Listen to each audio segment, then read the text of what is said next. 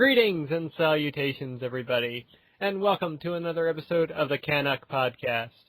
I really don't have an intro this week because of technical problems, so let's get right into it. Joining us today, not from across the pond, is Big Boss. Hello, hello. And some of you may be wondering, wait a minute, where's that British guy to? Well, unfortunately, Jester has some technical issues with Skype this evening, so he won't be joining us. Unfortunately. Indeed. But, on the bright side, we do have a big show for you all today. A lot to go over, because it is a brand new month, and with a brand new month comes the Games of Merch. Ah, yes. Quite an impressive list to tackle as well. Indeed. Yeah. If there was ever... last month was kind of filled, but holy crap, we have a lot here for this month. Yeah. So, I guess we won't be spending too much time on each one. We'll just be going through the list and then picking out the ones that we have something to say about. Exactly. Alright, so let's dive right into it with the 5th of March. Yes. Oh, go ahead. Never mind. Okay. I'll be diving into the list here. I will list out the games, what platforms, and what platforms they're going to be on. And then, as Big Boss said, we're going to pick out the ones that interest us the most, or that are big releases for this month. Okay, so on the 5th of March, we have The Amazing Spider-Man coming out for the Wii U. Altair Aisha, The Alchemist of Dusk for the PlayStation 3. Castlevania, Lords of Shadow, Mirror of Fate for the 3DS. Major League Baseball 2K13 for PS3 and 360. MLB 13 The Show for PS3 and PlayStation Vita. Naruto Shippuden Ultimate Ninja Storm 3 for the 360 and PS3. The Sims 3 University Life for Windows and Mac. SimCity for Windows and Mac. And finally, Tomb Raider for Windows, PS3, and 360. So tomorrow is going to be a big day. Tomorrow? Yes, this podcast will go up on Monday. Oh, yeah. I'm like, what's going on here? Yeah. We can't break the fourth wall here. Well, I'm pulling a Deadpool here. Yeah, it's an impressive day. There's a few games. I think the one that stands out most to me is Tomb Raider. Same here. Followed closely by SimCity. Yeah, it's nice to see a return for SimCity. It's been a long time since we've gotten a new game. It's been a very long time, in fact. I can't remember when we last saw a SimCity game. My God, it's got to be at least 7 years. Because I remember owning it SimCity 4 before I moved out for university. Yeah, I still remember playing SimCity 2, or 2 or 3 way back, 10 years ago or something. So. Yep. And I still have SimCity 2000 on my PS3. It was actually one of the first PlayStation classics I bought. Yeah. It should be good. Wow. The SimCity series has always delivered stand-up games, so... Yep. And I would wager this would be no exception. The only downside I see with this one, only available on Origin, or if you buy it in store. Yeah. Not on Steam, so... Yeah. That kind of frustrates some people. Yeah, it frustrates me. I really don't want to use Origin as well, so... Yeah. It's annoying. I might pick up a physical copy at some point, though. Yeah. Another nice thing about it, though, is Maxis, as usual, is being very Mac-friendly, and also releasing it on the Mac, which is nice. I realized that with the copies of The Sims 3, that I can install them both on my PC and on my laptop as well, if I so choose. So. Oh, that's cool. I don't have to Yeah, I don't actually have to go out and buy extra copies of the game, so that's I must applaud Maxis for doing that. Them and Blizzard are the companies who seem to do that, be the most friendly towards Mac users as well. Mm-hmm. Yeah. Valve is pretty good with that too on Steam. I know I've bought a few PC games, and I have the Mac version sitting there as well. Oh, But, yeah, first, that's SimCity. Looking forward to that. Tomb Raider is looking absolutely amazing. You know, I've never been a Tomb Raider fan, Mm-hmm. to be perfectly honest, but when I saw this new trailer for the new one, I had to admit that I was definitely intrigued, Mm-hmm. and I figured I'd wait and see how the review and everything played out, but after reading IGN's review, this is a game that, while I'm not going to be picking it up on Tuesday, I definitely will be picking it up at some point. Mm-hmm. Yep, I have it pre-ordered, so I'm looking forward to getting it as soon as I'm off work on Tuesday. Yeah. You'll have to let me know how it is. I shall. The one downside I've been hearing is that it's not as Survivor-esque as it's being played up to be. That it's going a lot towards, Laura's a wolf in sheep's clothing, that one of the guys over on Game Trailers put it. Because it ends up being her just killing a lot of people. Kind of like Nathan Drake, Yeah. Except that depending on how you kill people, you get like extra experience in that. So if you do a headshot, you get more experience than you would for just killing them in the chest. Okay. So that kind of has me worried, but the reviews and everything have been phenomenal regardless, so. Yeah, nothing short of spectacular, so. Mm-hmm. Yeah, it's maybe not quite what we expected, but it still looks like it'll be a good game. Yeah, exactly. What else we got there for the 5th? The Sims 3 University Life. Another expansion for Sims 3. Yeah, I like the Sims games, and I'm kind of glad that game expansions from The Sims 2, along with Pets and Seasons, was actually The Sims 2 University. Mm-hmm. So now that they're, this is basically, from what I've read, it looks like it's basically very much the same kind of concept, but now for Sims 3, so yeah, it'll be a nice little thing to add to the game, I think. Mm-hmm. Yeah, I've only actually started playing The Sims 3 recently. Haven't really done much with it yet, except for torturing a sim, but... I can't do that. I genuinely feel bad when I do that. I remember playing in Sims 1 where, you build a building, mm-hmm. you put a person in there, like a building with no doors, put a person in there and let them starve, mm-hmm. or then you make them try to cook something when they don't have cooking, so they all burn, or you make them swim in a pool and take away the ladders. Yeah. So I did that, and I felt genuinely horrible. I am a terrible person to be playing God in these Sims lives and killing them like this. So no, I can't do that. You have a greater virtual conscience than me. Apparently, but yeah, I go through phases when it comes to The Sims. Mm-hmm. I'll go through a phase where, I want to do nothing but play The Sims, and every day after work, after class, I'll come home, fire up my PC, and play some. Mm-hmm. But then, I went through that phase for about a week, and then now I haven't played it in probably 3 months. Mm-hmm. And I'm sure that phase will come back around again, but... Mm-hmm. Yeah, it's always one of those games that you tend to spend a lot of time on it, when you do spend time on it. Yeah. A couple other games there for me on the 5th. Castlevania, Lords of Shadow, Mirror of Fate, if the title wasn't long enough as it is. I'm kind of interested in that one. I played Castlevania, Lords of Shadow for PS3, and I thought the game was phenomenal. Absolutely phenomenal. The story into it was beautifully written. Okay. Despite being a tad too long, maybe, but it was great. And plus, it had Patrick Stewart into it as well. That was cool. That's a nice touch. Mm-hmm.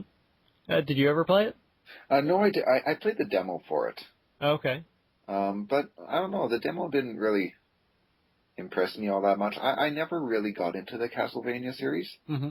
to be perfectly honest. And I played the demo, and to me, it felt like here we are, another Devil May Cry, God of War, Dante's Inferno style Mm-hmm. game. Yeah. It pretty much was with the combat, yeah. Yeah, and it wasn't bad in Mm-hmm. it by any means, but it just I already have enough games to play, so I couldn't justify playing that one as well. Mm-hmm. For me, it was like, hey, it's being done by Kojima's studio, so Yeah, that's what really drew me in. there is that much. I'd recommend it if you can find it cheap, though. I Okay. mean, beyond the demo, the story did get really good. Okay. But going with Mirror of Fate here for the 3DS, it looks like a more classic Castlevania game with the side-scrolling aspect. Oh yeah. So I'm kind of intrigued on how it turns out to be. I think there's a demo up on the eShop right now, which I'll probably get around to downloading soon. Not that I can play this one anyways. I don't have a 3DS. Well, there you go. Yeah. The only other game there for the 5th that has me interested is Altair Aisha, the Alchemist of Dusk. Yeah. Another JRPG for you. Yep, exactly. I've played the first two for PS3, Rorona and Totori.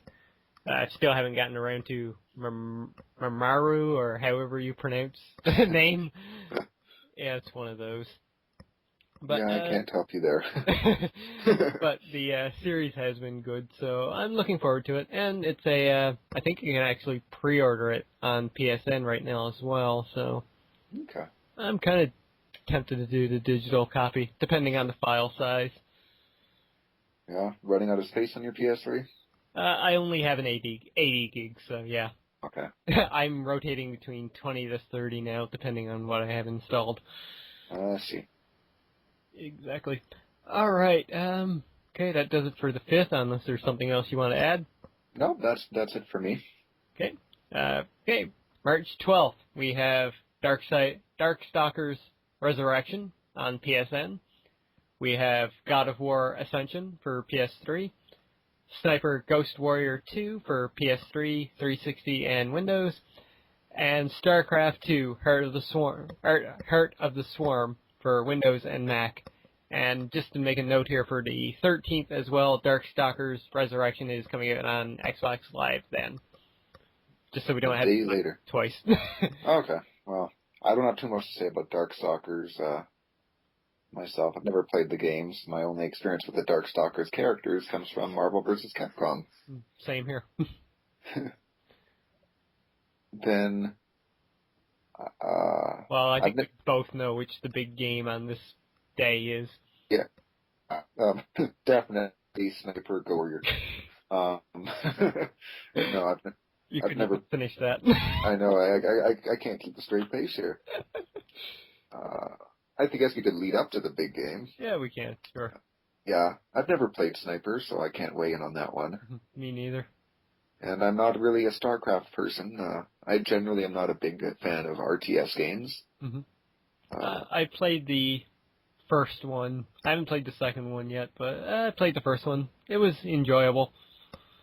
Yeah, I bought it cheap because a friend told me to, and I just continually get my ass kicked, so I don't bother with it. And I couldn't bother to, play the second one and get my ass kicked in high definition. Yeah, me neither. Because some players out there are insane with that game. It's mind-blowing how good and intense some people are at this game, but I don't have the mind for it, so... Yeah, me neither. Which leads us to the big game of that day, which I have pre-ordered, God of War Ascension. And I guess I'm here and say that one of the games I've been this week, I tried the God of War Ascension demo that's on the PSN, and I didn't end up finishing it. No. I just wanted to play enough of it just to kind of get a feel for if they had, changed anything or and see, kind of what's in store for Kratos, and it looks like a solid game. Yep. I mean, feels like a God of War. Mm-hmm. I still haven't played the demo yet, but I don't know. At first, what they were showing didn't really interest me that much. They were focusing a little too much on the multiplayer aspect, I think. Yeah. And then the live action trailer that really didn't do it for me. I agree. I'm generally not a big fan of live action trailers. Mm-hmm. Oh. But the newest trailer they put out, that did perk my interest because, well, actual gameplay, which is nice. You know, and I definitely felt the same way when they announced it. I'm like, oh, cool, another God. Yeah, like you said, there was a lot of emphasis on multiplayer, and mm-hmm. I guess that's why I waited so long to pre-order the game. Mm-hmm. I mean, I only pre-ordered it like a week or two ago. Yeah. Usually, I mean, I pre-ordered The Last of Us like when it was announced. I pre-ordered Uncharted when it was announced. You know, it's like when I want a game, I'll like pre-order it the second that I can. Mm-hmm. But this, I waited a while because I just couldn't really get excited about it. But then, you know, after doing a little bit of digging into it, I mean, I've always liked the God of War series. Every game I've played, I've enjoyed. So Same here. I figured, you know, I'll probably dive into multiplayer just to give it a try. But I have a feeling that it's not going to be where I spend my time with the game. Mm-hmm. Yeah, it's just a little extra add-on. Because, I mean, you're not going into a God of War game for a multiplayer. No, to me, I'm not going to be going into that for multiplayer any more than I went into Assassin's Creed Brotherhood for multiplayer. Mm-hmm. It said, hey, the game I want to play has multiplayer. I'll give it a try, but I can't say, you know, I don't think that's going to be my new way of spending my time. Mm-hmm. Yeah, ditto. As for me, I'm not picking it up on the 12th. I haven't pre-ordered it or anything. What I think I might do is just wait for it to go down in price because the God of War games usually do drop pretty quickly. Yeah, they usually do, actually. Yeah, it's unlike the Call of Duty games, they drop rather fast. Mm-hmm. That and, well, I still haven't even bought 3 yet. I've just been kind of waiting for a good deal on the Sega collection. Saga collection to go down. Yeah. Because, I mean... I picked up 3 about a week after that came out because at the time I was convinced that I would finish Final Fantasy 13 before I played God of War 3. And then Final Fantasy 13, so I said, okay, screw it, I'm going to replay God of War. Chains of Olympus, and then 1 and 2, and then I'll play 3. And so I did. Nice. I still haven't played the 2 on PSP yet. I only played 1 of them. I only played Chains of Olympus. Haven't played Ghost of Sparta. I've been meaning to pick up the PSP, the Origins collection, so I could give that a try as well, and, you know, get some trophies for it. Yeah, same here. Okay, moving on to the 14th, we've got Slam Bolt Scrapers for Windows. I have no idea what that is. Yeah, me neither. That's actually one that I decided not to look up because I thought you might have something to say about it, but I don't. Yeah, I don't either. I'm assuming it might be an indie title for Steam or something. Would you like me to search quickly? You sure can if you want. I'll probably do the same thing while I'm editing, just to get a picture. All right, let's go look here. Slam Bolt a puzzle video game produced by independent developer Fire Hose Games. Players control characters who fight enemies in a beat-em-up style and build towers to destroy other players. The game blends aspects of several video game genres, including puzzle, action, and strategy. Interesting. Apparently it was already released on the PlayStation Network in 2011 as a digital download. Okay. Yeah. So there's something.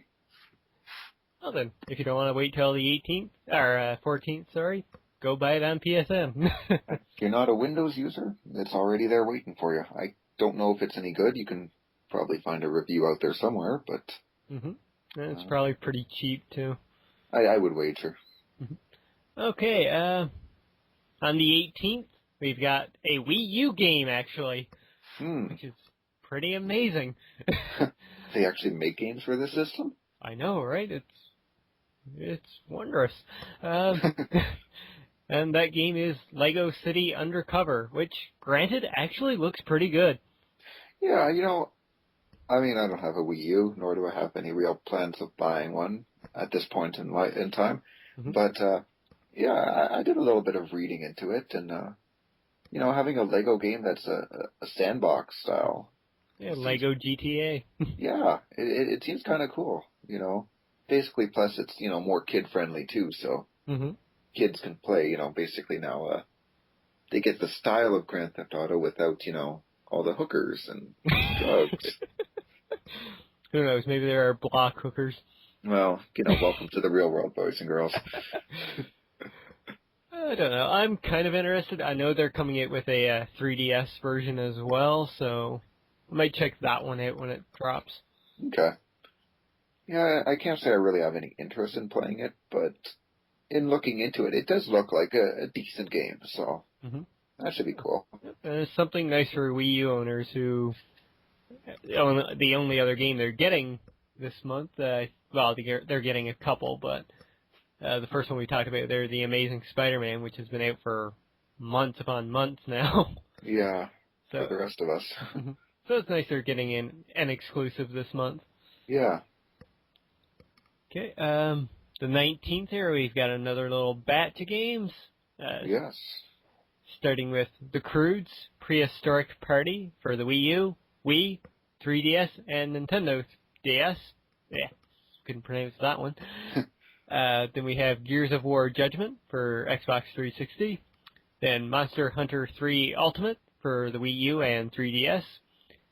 Need for Speed Most Wanted is coming to the Wii U. And then The Walking Dead Survival Instinct for PS3 and 360. Yeah. Not much here, in my opinion, anyway, but... Well, okay. Interest-wise, at least. Yeah, no, okay. Need for Speed, I don't play racing games. Monster Hunter, I don't have a Wii U or a 3DS. I played the demo for Monster Hunter 3, actually, on the 3DS. Talked about it last week. It was good. It was fun. I'm kind of tempted I might pick it up at some point. I've heard good things about the Monster Hunter series in general, so it would make sense that this game would be good as well. I have no clue what The Croods is. I think that's based off a new animated movie that's coming out. Okay. Cavemen. Oh, excellent. And then The Walking Dead Survival Instinct looks horrible. Looks like another generic, mediocre, mass produced for the masses zombie shooter game. No wonder it's made by Activision. Exactly. I hate Activision for this because they're going to be the first ones to make something that's Walking Dead related that's horrible. Yeah, the only licensed Walking Dead thing that didn't turn out good. Yeah. I mean, the game looks like a PlayStation 2 game. I look at the graphics and it's like, this is like entry-level PS3. Exactly. I mean, Activision, okay, go on. Yeah, I'm just saying, like, Resistance Fall of Man looked better than this did. Yeah. And that was a launch title. I mean, Activision here, we all know they're most known for Call of Duty. Yeah. And with Treyarch, they have the zombie mode. Yeah. Why not do that?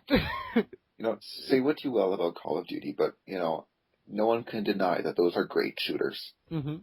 So, yeah, I'm sorry, I failed to see an excuse. Yeah, me too. I mean, it's pretty much shovelware. Yeah. It's out there. It will go out for $60. It will rob fans that don't know nothing about it of their money. And then in a month's time, it'll be in the bargain bin. Yeah. Because I was at work one day, and a kid was talking to his mom, and he was talking about saving up his birthday money and buying the Walking Dead game coming out in March. Ouch. Yeah, in the back of my mind, I'm like, you poor, poor kid. Tell him just to buy the ones on the PSN or the Xbox Live Arcade. Yeah, I mean, go with Telltale's game. That's a Walking Dead game. Yeah. Tell them just to play those and read the comic books. That's good enough for you. Indeed. And watch the show. Oh, of course. I'm assuming that was already a dead giveaway. True, yeah. But the only interesting thing I see about this game is that yeah. they have Merle and Daryl into it and have the actual voice actors. Oh, yeah, that should be cool. At least there'll be that much for authenticity, even if it looks like a horrible version of the characters. Mm-hmm. At least they'll sound like themselves. Yeah. Silver lining. Yeah. Then there's Gears of War Judgment, which I've always been a fan of the Gears of War games. Mm-hmm. I've played all three, and I thoroughly enjoyed all three. Mm-hmm. So I don't have the pre-order. I'm definitely not going to be picking it up right away, but at some point when it does get a price reduction and I have a little more time on my hands, I definitely will pick up Gears of War. Mm-hmm. So I'm not sure chronologically where this one fits into the series. All I know is a prequel? I'm not sure. Oh, okay. But all I know is that you don't play as Marcus Phoenix, and Dom isn't in it, but you do. The main characters are Baird and Cole, so mm-hmm. I never cared much for Baird. I felt the guy was really annoying, but Cole was my favorite character in the series, so... Mm-hmm. Yeah, cool. I've never played any of the Gears of War games, so... Yeah, I don't really have a thought on this one. You know, I'd recommend... I mean, you have an Xbox. Mm-hmm. I know you don't use it much, but mm-hmm. I'd recommend picking up the first one, because I'm sure it's like only $20 or maybe cheaper elsewhere. Yeah, in one of the small game stores nearby, Games Exchange, I've seen the dual pack for like $24, I think, 1 and 2. Yeah. So I might pick that up at some point. I'd recommend giving it a try, because as far as first or third-person shooters go, mm-hmm. they're very solid, very fun, great to play with some friends. I mean, if you got those, I'd be more than willing to play that online with you. Okay, cool beans. Yeah. I need to renew my subscription, but cool beans. I picked up a Xbox Live card thing and then never installed it. I've just been waiting for an excuse to, so that could be exactly it. Okay, then. We'll have to do that at some point. Yeah, I've got friends who enjoy it. I know one of my friends is a massive Gears of War fan. He collects pretty much everything. Oh, wow. When 3 came out, he actually went and bought the limited edition Xbox. Holy crap. Yeah. That's dedication right there. I mean, anything. I mean, he's picked up, like, the action figures at any chance he's gotten. Wow. So, yeah, he's over the top in love with Gears of War. Well, if I had the money, I would do all that with Metal Gear Solid.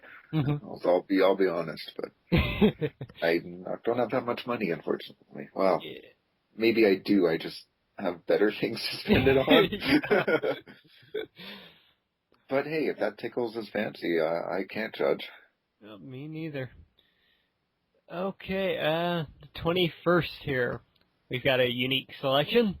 Yes. And those are Trials Evolution Gold Edition for Windows and Hyperdimension Neptunia Victory for the PlayStation 3. Both of which are games I'm kind of interested in. One for Trials, it's been one of those games I've actually been tempted to get points for on Xbox to download it. But now that it's coming to the PC, hey, Steam sale, get it cheap. But it looks like a pretty fun game. I mean, it's trial and victory on a motorcycle, 2D landscape. So it's kind of old school mixed with new school graphics. Yeah. I think the best way to describe it is probably a this generation version of Excite Bike, maybe. Okay, that makes sense. And the other game here is, as we just said, Hyperdimension Neptunia Victory, which I have the collector's edition pre-ordered off Nippon Ichi Software's website. Oh, fancy. Indeed. $64. What does that include, if you don't mind me asking? Art book, I think hardcover art book, soundtrack. Hold on. I'll pull it up real quick because I can't remember. Well, if it's anything like most JRPGs, the soundtrack will probably be very stellar as well. Mm-hmm. Yep. The past games have been fantastic. I've yet to play a JRPG with a bad soundtrack, so. Mm-hmm. Okay, let's see. Full color hardcover art book. The OST. Yeah. And 2 exclusive time capsule tins, which are pretty much 2 lunch boxes. Oh. And for only an additional $5. Yep. Wow. That's actually, I mean, if I were going to be getting the game, I'd say, well, why not at that price? Mm-hmm. Yep, they actually sold out pretty quickly, too. Oh, yeah, I can see why. Yep, I pre-ordered mine, like, the first day they put it up on the store. The game series itself has been really fun. They're not really serious in any way. I mean, they're probably not, like, the best JRPGs you're going to get, but you play the Hyperdimension games for the puns, pretty much, and all of the game references that they include. Because the last 2 have focused around the console wars. Okay. Each land in the game actually represents a different system, because you had Lay Station, you had Low Wii, Wow. and you had Lean Box.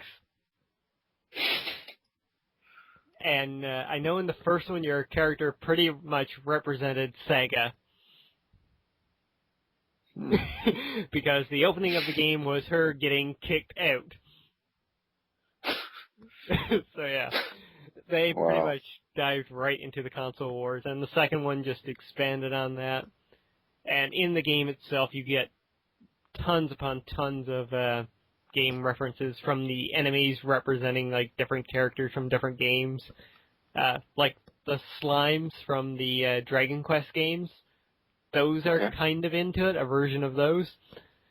A lot of the cutscenes revolve around video games.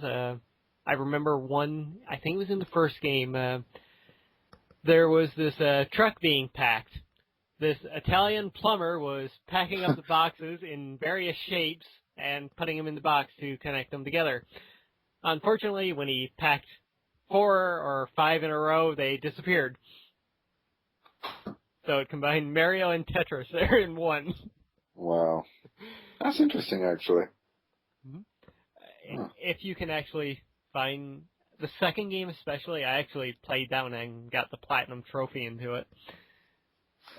The second game was actually really fun. The combat system was really thought out and done well compared to the first game.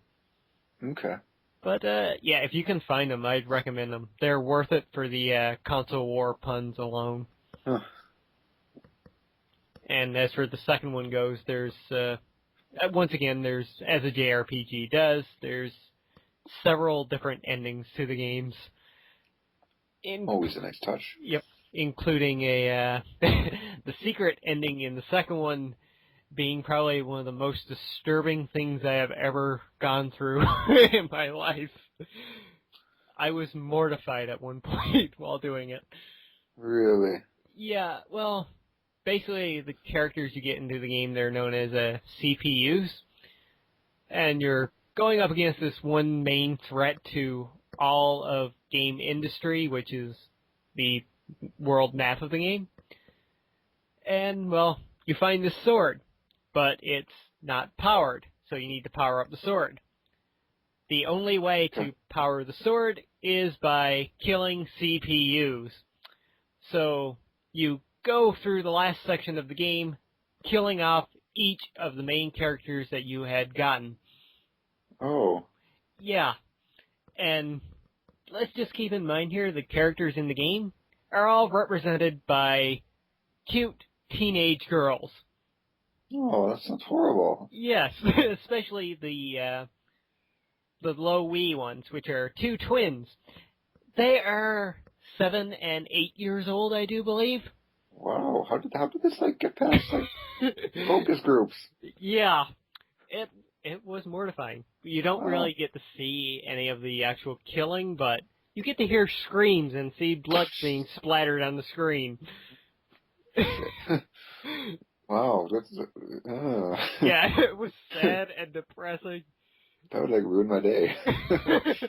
It kind of did with mine too, but at the same time, it was done well in a way. It's like you can't believe they're going that route, that they had the nerve to do it, but I need to play something severely not depressing after that. Like, I need to like break out Katamari Damacy or something like that. oddly enough, that's exactly what I did. That's the least depressing game in the world right there. Yep. Elmo's Letter Adventure is more depressing than that. So yeah, Hyperdimension Neptunia Victory. Totally Yes. looking forward to that one. Yes. Okay, let's move on here to the 22nd of March, which we have 2 ports to talk about. That we do. The first is Dead or Alive 5 Plus for the PlayStation Vita, and the second being Resident Evil 6, finally coming to Windows. Yeah, I don't know how much Windows users really want that game, given, how underwhelming it was for the Resident Evil series. But those who do want it, well, hey, it's there for you now. Indeed. I mean, I might pick it up once it hits a Steam sale. So Sure. You never played it on PS3 then? Nope, didn't bother to pick it up. Well, good on you. I spent $60 on a game that I don't even care for remotely. Ouch. Yeah, I'm kind of resentful about that, to be perfectly honest. It's not that, I mean, it's way better than Operation Raccoon City was. But it's just, for a Resident Evil game, it's so underwhelming. I don't know. I play it and, I was hooked on Resident Evil 4. I was hooked on Resident Evil 5. Like the moment, just right away off the bat. But this one, I just play and I can't get into it. I've tried Leon's campaign. I've tried all the campaign, which to me feels the most like a Resident Evil campaign. Just still doesn't do it for me. Yeah. I tried the demo back when it first released. The only one I played was the Leon campaign. I enjoyed that. That was kind of fun. I didn't play it myself, but I was at a friend's house and they were going through the Ada Wong campaign, which actually did look good. I never played hers. I just I played some of Leon, some of Chris's, and some of Jake's. I think he's the other guy. Yep. And Leon's felt way too fast paced for a Resident Evil game. It was almost like they were trying to be, Gears of War is the best example. For Leon's? Yeah, I mean, there was too much gunplay and too much. Oh, it was a little too frantic. It wasn't as quite as. I mean, the Resident Evil games have always kind of had a slower pace to them, but that, what I've grown to love about it. But I don't know, Leon seemed a military shooter than a. Okay, I thought that would be kind of like Chris's campaign. Oh, no, Chris's. I'm pretty sure I said it was Chris's originally. But no, Leon's campaign was alright. From what I played of it. Yeah, from what I played in the demo, it kind of felt more like a Resident Evil game. Yeah, like out of the 3, it was the most like a Resident Evil game. I mean, you're in the city, and that's always cool. But I don't know. I found the mechanics of the game, it didn't flow as smoothly. There was a lot of times when, I don't know, I couldn't make things work for me right, and I got frustrated with the control scheme and other things, and I don't know. Yeah, I know with the Ada's campaign, you had to beat the first 3 in order to unlock hers. There's my problem right there. Yeah. From what I saw from hers, though, it did seem more Resident Evil because, 1, she was by herself, except for a few parts of the game. And, when she, cameoed in the other 3's campaigns. Yeah. You get to do that again with her and her campaign. Okay. Though there was this one odd moment that we encountered when going through her campaign.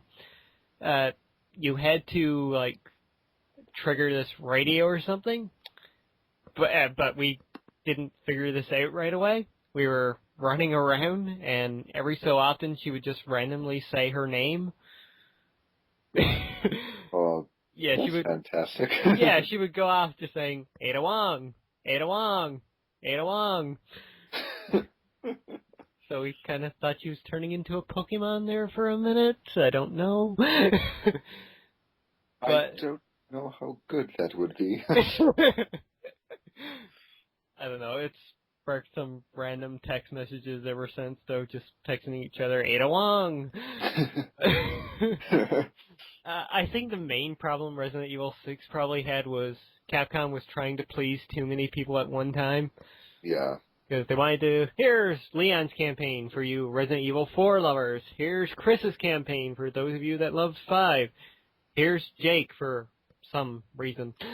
Here's Jake to try to... I think Jake was kind of their attempt to kind of bring in a new audience, because in his campaign you could do some melee combat, and that's something that you've never really seen in Resident Evil before, other than, like, you know, when you stun an enemy, you can go suplex them and stuff like that. But okay, yeah.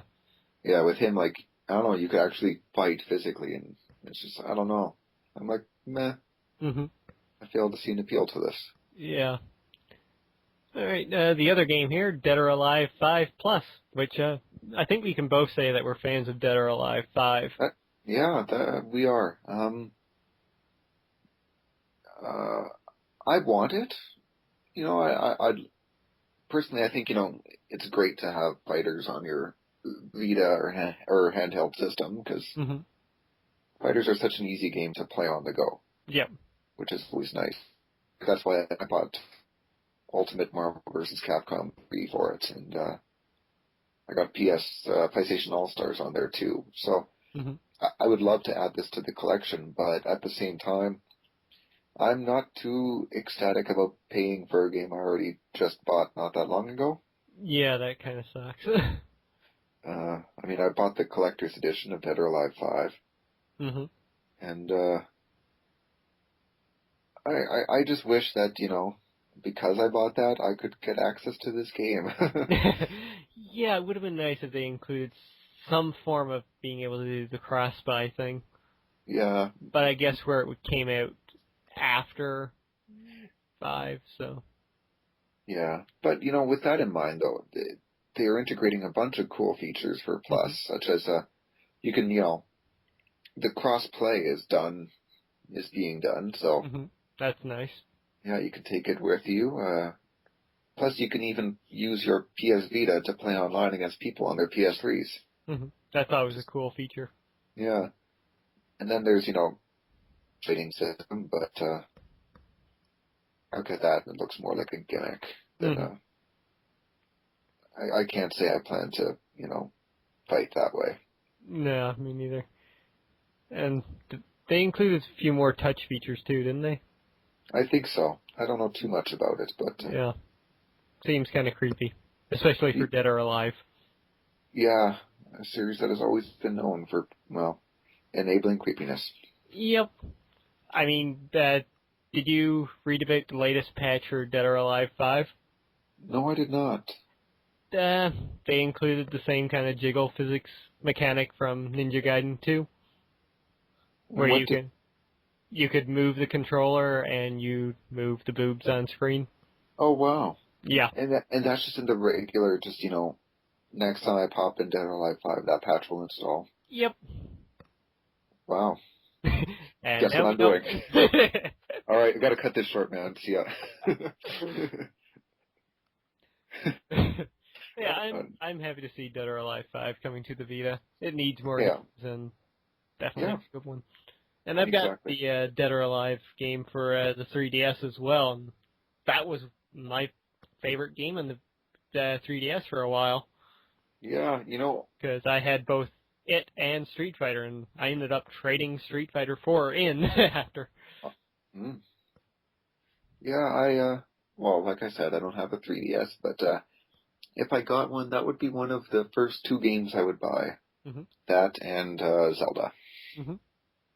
Yeah, the good thing about the 3DS version is, too, they grouped in the entire storyline straight up to, I think, 4. Oh, nice. Just before 5, yeah. So you can play through everything. Oh, so it's less confusing. Good way to bring new fans to the series. Yep. And the 3D was actually pretty good in it, too. I heard that as well.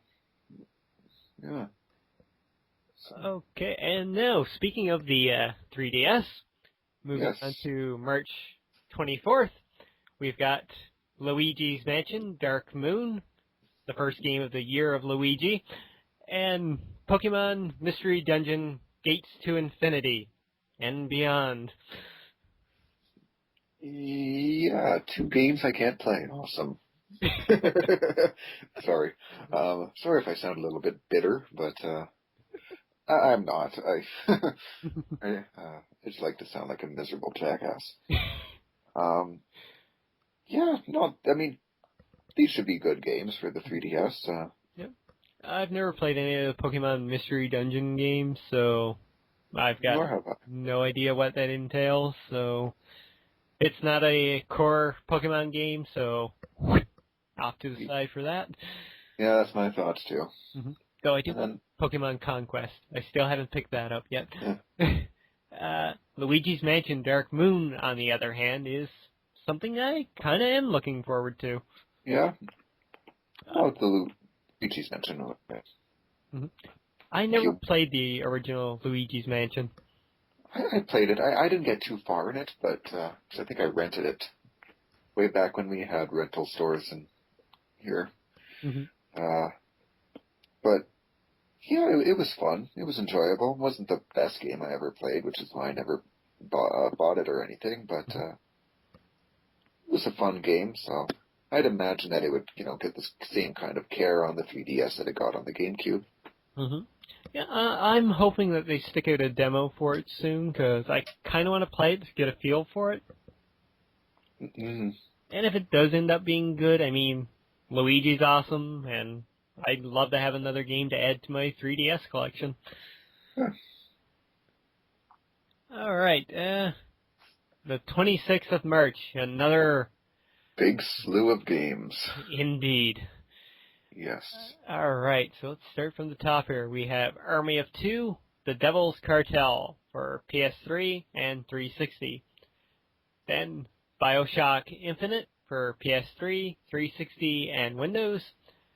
Then Final Fantasy XI, Seekers of Alduin. How do you pronounce that? Adulin? Adulin? Aduin? I don't know. Okay. Whatever. What Big Boss just said. For Yeah. Windows and 360, of course, that's an expansion pack. Yes. Then we have Pandora's Tower for the Wii. It's still getting games. Then we have Slender, The Arrival for Windows. Tiger Woods PGA Tour 14 for PS3 and 360. And then we have The Walking Dead Survival Instinct for the Wii U, because it's not on enough systems yet, apparently. Well, we don't need to touch on that one, as we already did. Yeah. I think the bulk of our time here will be spent talking about... Tiger Woods PGA Tour 14. Hell yes. Oh, I hate golf. Oh, no, I like... Shots golf. That's awesome. I like playing golf in real life. I don't golf. I don't like particularly scary video games, so I don't ever want to play Slender. I tried playing it. I got about 3 minutes in. I said nope, and uninstalled the game.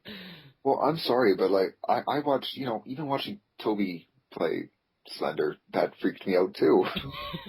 Watching Tabuscus fight, I mean, the guy's hilarious, and I'm still freaked out by it. I'm like, no, I can't play this game. I cannot. There is one video you do need to look up, though. It's in 2 parts, and that is 11 drunk guys play Slender. Oh, I am going to have to watch this. Yes, you do. Okay. Away from Slender. Let's get the expansion out of the way here. Seekers of Alduin. Actually, I do have something interesting I would like to say about that. Go on. The Final Fantasy XI was a good game. I played it for a little while and enjoyed it. Interesting enough, I mean, it originally launched in Japan in 2002, and it's still going.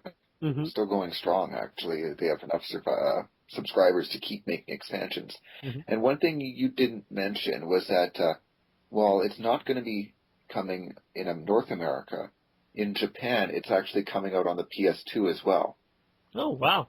and this marks apparently the last game that will ever be released on the PS2. Ooh, history in the making. Yeah, I just wanted to do a little bit of a...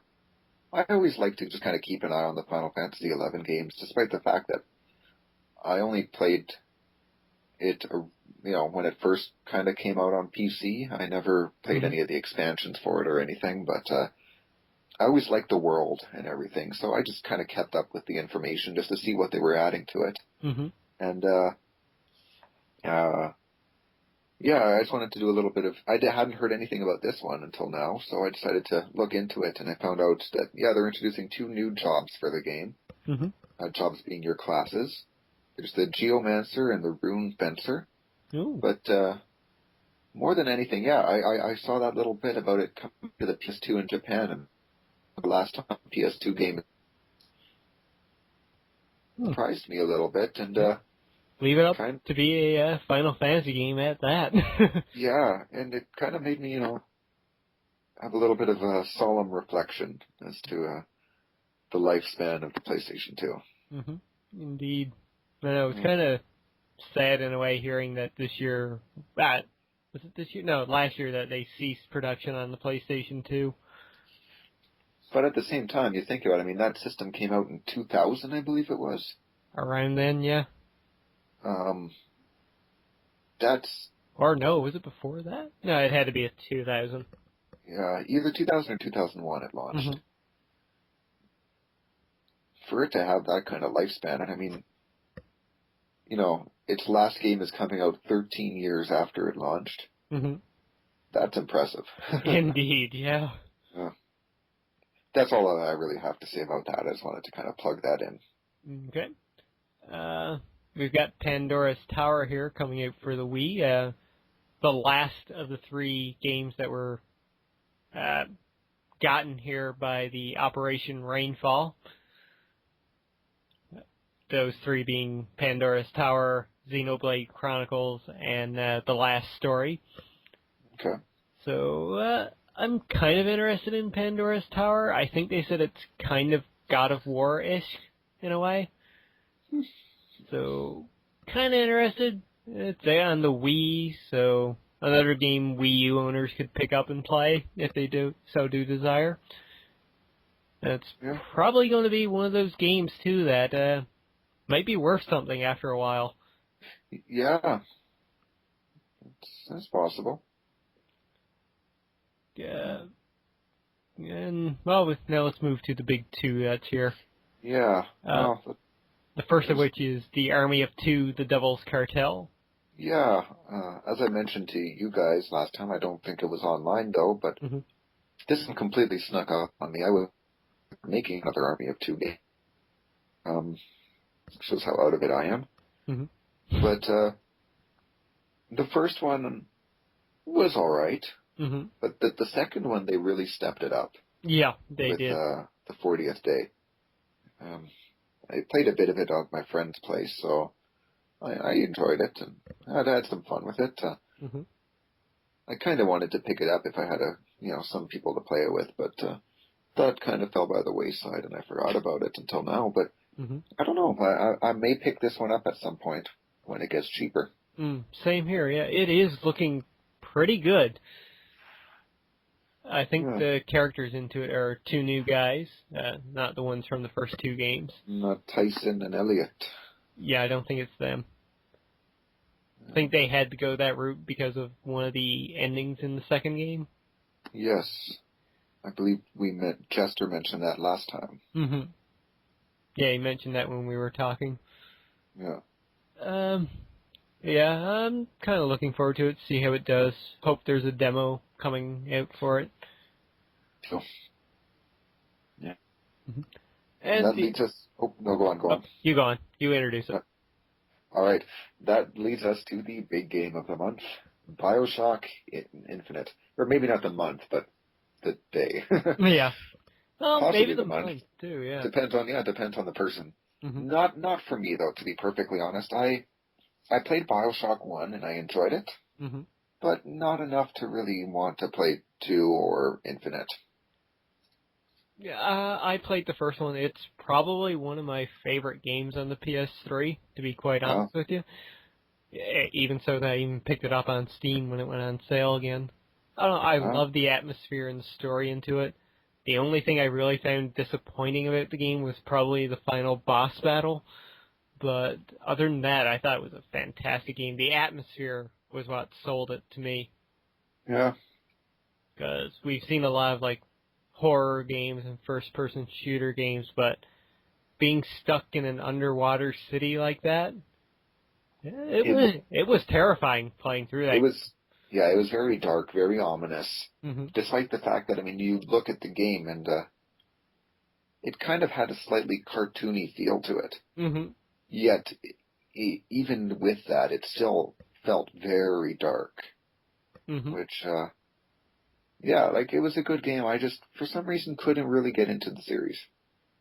It's understandable. It's not for everybody. The second one, I hate the second one with so much passion because Okay. I think they totally ruined it. Luckily, it wasn't the same studio that did it, so I kind of give them a little bit of a break for that. But yeah, I rented it. I tried playing through it, but it just got so repetitive so fast that I had to just put it aside and say nope. Yeah. But that being said, though, BioShock Infinite is looking like probably one of the best games that may be coming out this year. Yeah.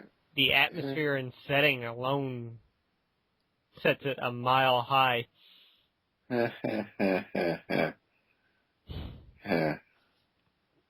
No. Yeah, even like just because, yeah, I'm not really interested in it, but it certainly does look cool. Like the setting going from, being underwater to now in the sky, Hmm. like it's pretty cool. Yep. And oh, I really do want to play it, though I have a deafening fear of heights, so yeah, they love to play on my fears, apparently. Oh, First one video being, game heights are different than real heights, I hope. there's still vertigo. I'm scared of heights too, and I had no problem climbing high Hrothgar to see the graybeards.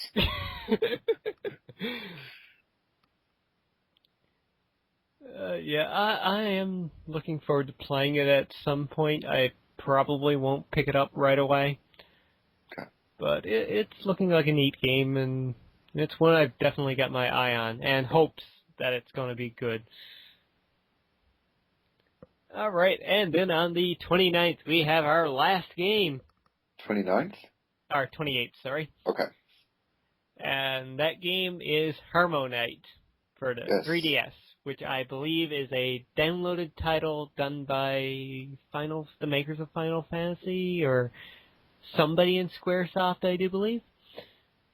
It's a music-based platformer. That's pretty much all I know. Hence the term harmo, as in harmony. Mm-hmm. Yes. I know nothing about it, so yeah. Yeah. Enjoy the picture Uh, we have up on screen, because that's pretty much all you're getting. yeah. Well, hey, that's good. We can move along now to Indeed. our news stories. Exactly, and we've got a ton. Huh. And the first one, well, it's time to set sail for the high seas. Yes, it is. Yes, I got shiver me timbers. Assassin's Creed 4 Black Flag has been confirmed. This ain't no new Pirates of the Caribbean movie. We're talking about assassins here, yo. Anyways, yeah. This kind of came out of nowhere. Yeah, especially given that, what Ubisoft was saying, that they were going to take some time Yeah. for the next entry. Yeah, at least the main entry into the series. Yeah. I mean, if this had come out like Assassin's Creed 3 Black Flag, okay. Yeah. I can understand that. Do the same thing you did with like Assassin's Creed 2 Brotherhood and Revelations. Fine. Yes. But to call this Not one 4? not that I'm complaining though. Mhm. I mean, it is set in a different time period, different location, so Pirates. Yeah, and I mean, that can't exactly be a continuation of 3, like, right off the bat, like that. Well, it's being rumored that the main character is going to be Connor's grandfather. So it's kind of connected, but in a different way. Well, all the Assassin's Creed games are connected. Mm-hmm. Yeah. But, yeah, I played a little bit of Brotherhood. I didn't play Revelations, and I didn't play 3. Mm-hmm. I can't say I have too much interest in playing them, but Yeah. I love pirates, so I very well may play this game. Yeah, I'm probably going to be a sucker and buy it as well. It all really depends on when it's going to launch. Because this fall is going to be a big one. Yes, it will. Because they did put out recently, or it got leaked anyway, that this is coming October the 8th. October 28th or 29th, I forget which. And they did make mention, coming to next-gen consoles as well. Ooh. So well, then this I might just have to be on the PlayStation 4. yeah, so I might just have to wait for it on that then, instead of getting it on the PS3. Yeah, same here. But yeah, I'm really surprised that they're going to do this so soon. Agreed. On the plus side, for PlayStation owners, we're apparently getting 60 minutes of exclusive content, which is most likely another side mission. Yeah. We usually get extra content, which is cool. Go us. Who knows? Maybe they'll be like guest starring Johnny Depp as Captain Jack Sparrow.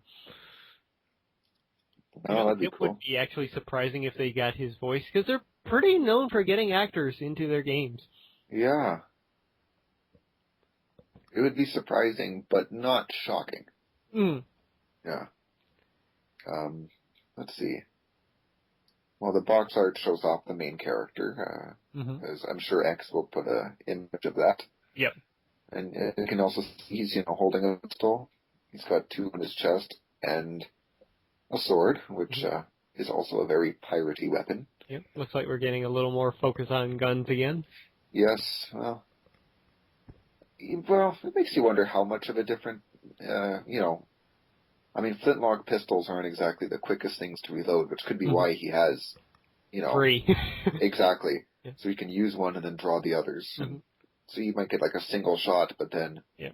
That's like in 3 as well. There are lots of guns in that game, but still, you have to load them manually after firing once, so you're not bang, bang, bang. They're not turning Assassin's Creed into shooters, don't worry. But, I'm, pirates being the main theme here. So we, the picture shows us that or the poster and the picture show that we're on a ship. So we're wondering if we could see some naval battles. Indeed. And if they're anything like the ones in 3, I am all for this. Yeah. I mean, the game could be made up of those naval battles, and I would be happy with it. Because really, that was the big surprise with 3.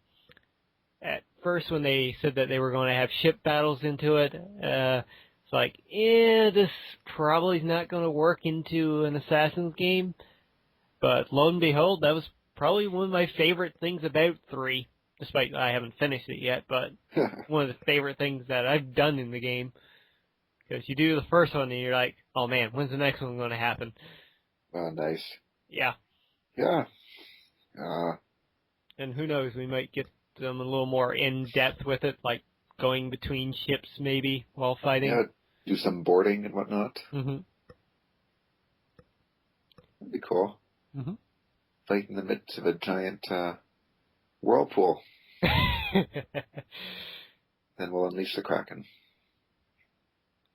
Yeah. Sorry, I love the Pirates of the Caribbean movies.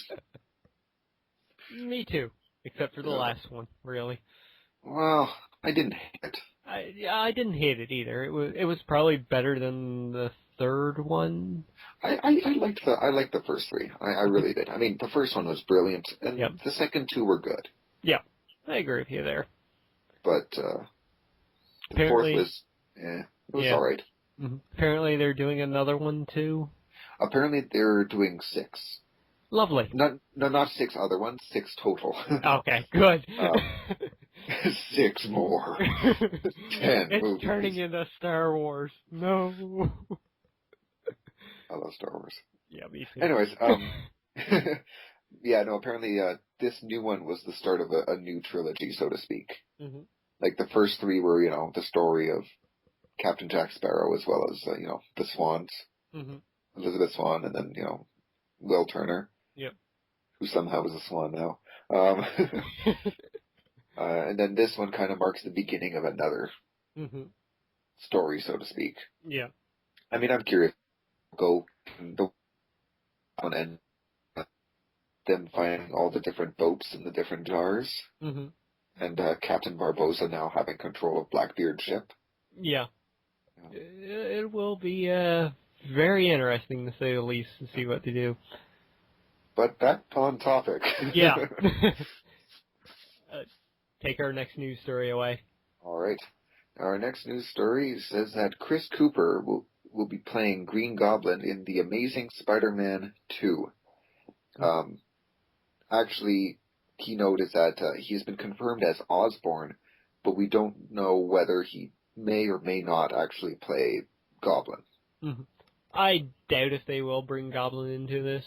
Maybe as an after-credits scene. Yeah, if they set it up for Amazing Spider-Man 3, mm-hmm. I would prefer that because, yeah, I mean, we've already got enough to deal with in 2. Mm-hmm. Yeah, we've got Electro, we've got the Rhino, possibly Venom. Yeah.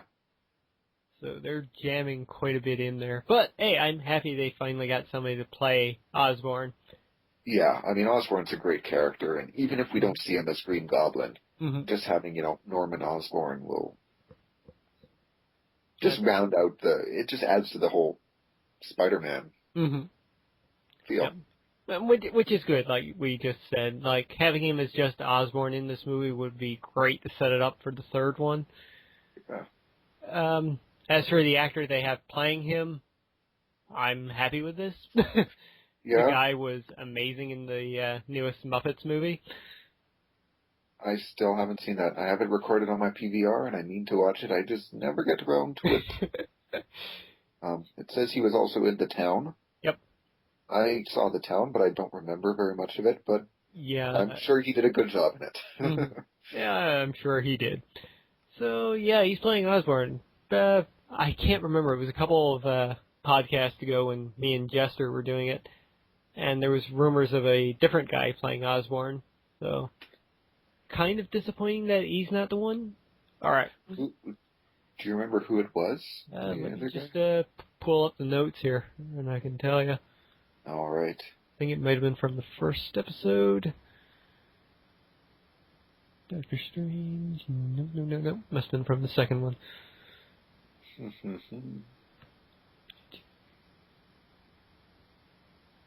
Awkward silence. Yeah.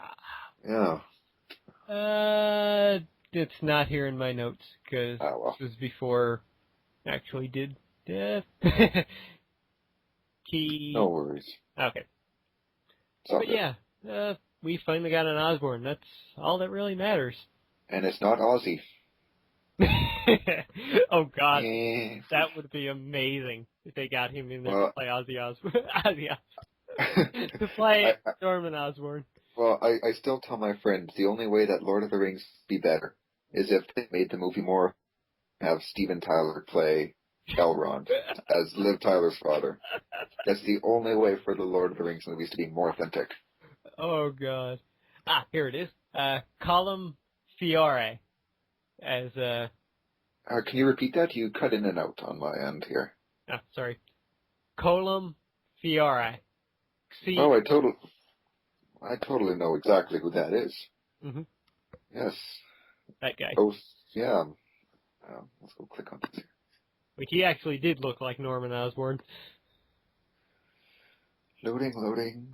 Let's take a look. Scroll. Yes. Oh, yeah, he was in 24. Mm-hmm.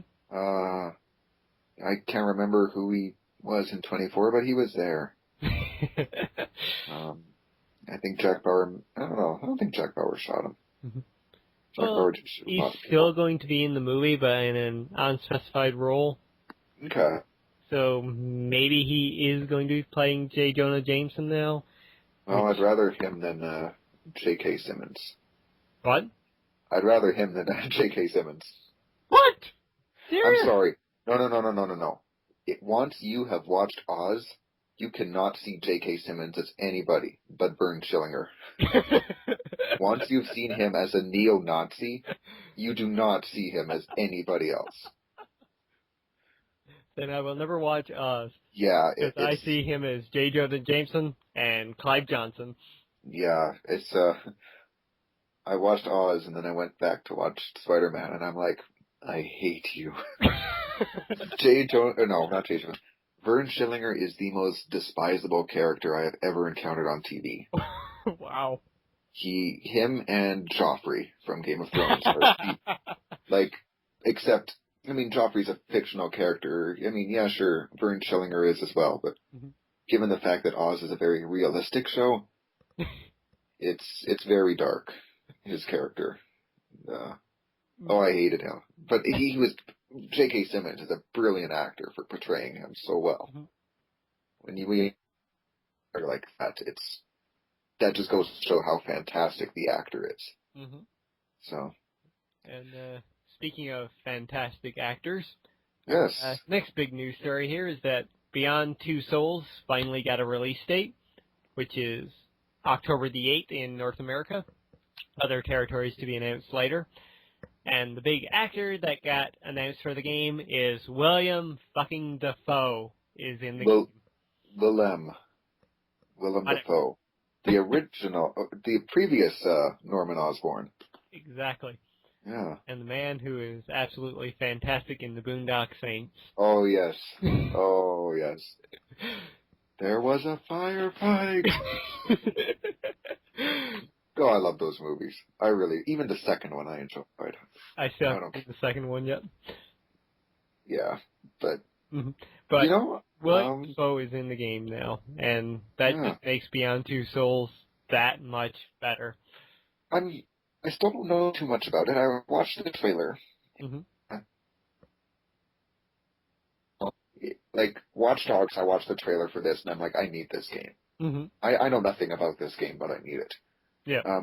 This one, it intrigued me, but I'm still not sold. Yeah. I think I am like Jester in regards to Quantic Dream, and that the first time I saw the trailer for Beyond Two Souls, I was sold right away. Yeah. Because I loved Heavy Rain, and this looks like another brilliant game, especially with the supernatural aspect that they're throwing in for this one, and the more action set pieces that looks like are in it. Yeah. I mean, at the end of the day, it's probably going to be another, like, big game filled with nothing but quick-time events. But I'm in it for the story for this one, because Quantic Dream, they know how to spin a story. Oh, that they do.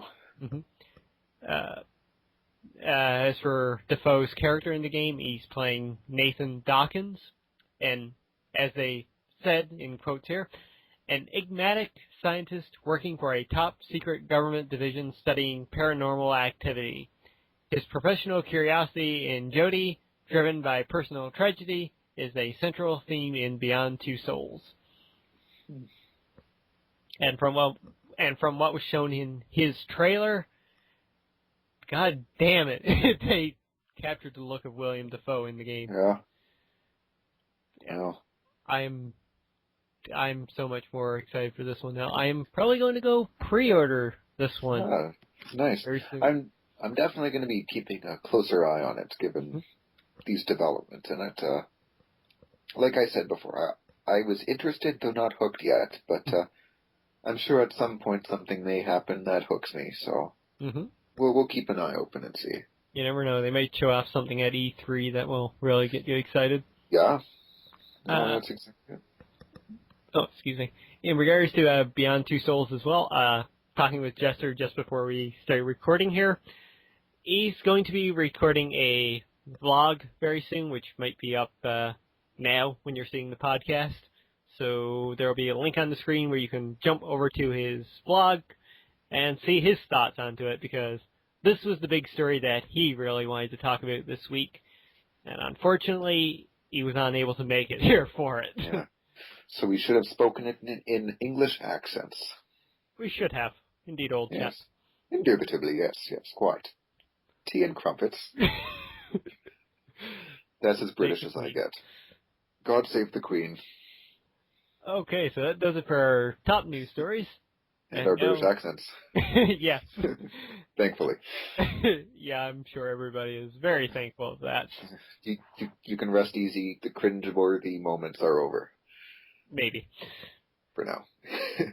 All right, so we got a ton of other stories here to go over. Yeah, let's power through these bitches.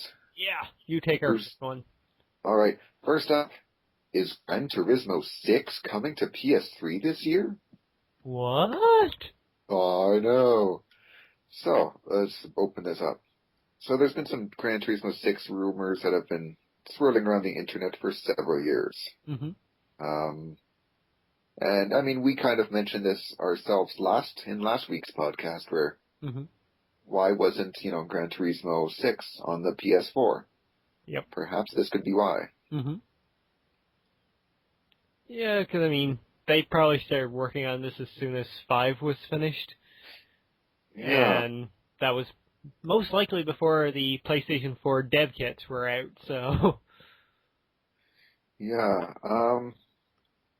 this is where it kind of slipped out, was in an interview with, what's his name, Sony Computer Entertainment I don't know what the last E stands for, Senior Vice President Michael Denny. Mm-hmm. He, when asked about some stuff, he cited that Silicon Republic interview clearly has Denny state that Gran Turismo 6 is coming to the PlayStation 3, not PlayStation 4 in 2013. Quotes spoken from Denny: "You look at the games coming out on PlayStation 3 this year, like The Last of Us, Beyond, and then GT6, which apparently he says this without skipping a beat, and doesn't seem concerned that he seems to have let the cat out of the bag." Mm-hmm. Yep, I've heard the audio recording of it, and yeah, he just says it. He doesn't do anything to correct himself at all. Wow, it's just very matter of fact, eh? Mm-hmm. Huh. So, well, we still haven't got any confirmation, or there hasn't been any other leaks or anything, so I'm kind of curious. Maybe instead of saying GT6, he meant to say GTA 5, maybe? I was just thinking the same thing. I'm like, well, there is Grand Theft Auto. I'm like, but that's a whole number ahead. Mm-hmm. So, Yeah, that's the only thing. Yeah. I guess we'll have to wait and get further clarification on that. Yep. There's also been rumors, too, that they might have been making a Gran Turismo game for the Vita, so maybe GT6 is coming to the Vita? Maybe? Well, perhaps. It could be a cross-buy title. Exactly. I mean, given that it's another of Sony's big things. Mm-hmm. Yeah, that could be another cross-buy, which certainly would bolster the ranks of PlayStation Vita games. Yep. And, I mean, it's surprising that we haven't gotten another GT6 game in a while. I mean, not that surprising because it takes them years to make one now. Yeah. But, I was watching a video on IGN, and Colin Moriarty on there, along with one of the other guys, I forget his name right now. They actually gave the statistics of GT sales, and Gran Turismo 5 is still the top-selling PlayStation 3 game at like 9 million units. Wow. Yeah. To be perfectly honest, that's surprising. Mm-hmm. Well, I guess they're the most profitable studio for Sony, and maybe and I mean, Gran Turismo is kind of like an every person's game. Yeah, anybody can get. I mean, well, yeah, anybody can play a racing game. It's true, and I mean, it's appropriate for anybody too. So kids can play it all the way through adults. Yep. Like I if for one day I was a parent, I would have no problem with my kid picking up a racing game at all. Mm-hmm.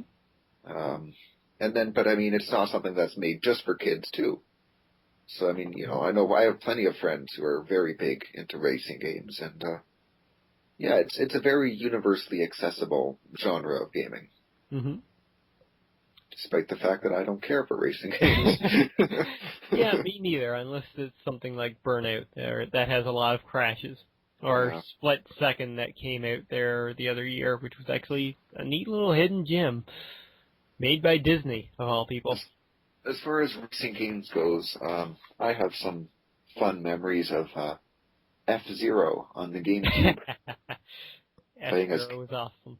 as Captain Falcon, and you're going, what was it, 1,300 miles per hour in your little ship thing? Mm-hmm. Yeah, I enjoyed that. Mm-hmm. All right, so let's Falcon punch our way into the next topic. Righto. And we have another question here. Jason Momoa won't be joining Guardians of the Galaxy? Say what? Yeah, it came out again recently that Marvel might be continuing a search for Drax the Destroyer. On that, Jason Momoa kind of might not have liked the contract that they were going to give him. Which, I mean, is absolutely horrific if this is the case, because the guy would have been perfect for the role, in my opinion. Yeah, well, I mean, when you consider his character in Game of Thrones playing Khal Drogo. Mm-hmm. I mean, yeah. Movie-wise, the poor guy really hasn't done anything that's really stood out yet. Yeah. Conan was enjoyable, but it didn't really do that well, which is, I guess, why they're bringing Arnold back to do a sequel. Arnold. Yeah. And what was his other movie? I think he's in Bullet to the Head, that new Stallone movie. I just saw that. I don't remember. It wasn't that great a movie. I don't really remember it. All I remember is at one point Stallone said "Bullet to the Head," and I'm like, "Oh, he said the title of the movie." Yeah. So you had a Peter Griffin moment, did you? Yeah, basically. But yeah, it's unfortunate if they can't get him, because, I mean, some of their other top choices weren't the best. They had the Old Spice guy lined up, and Dave Bautista. They had Isaiah Mustafa? Yeah. To play Drax the Destroyer? Yeah.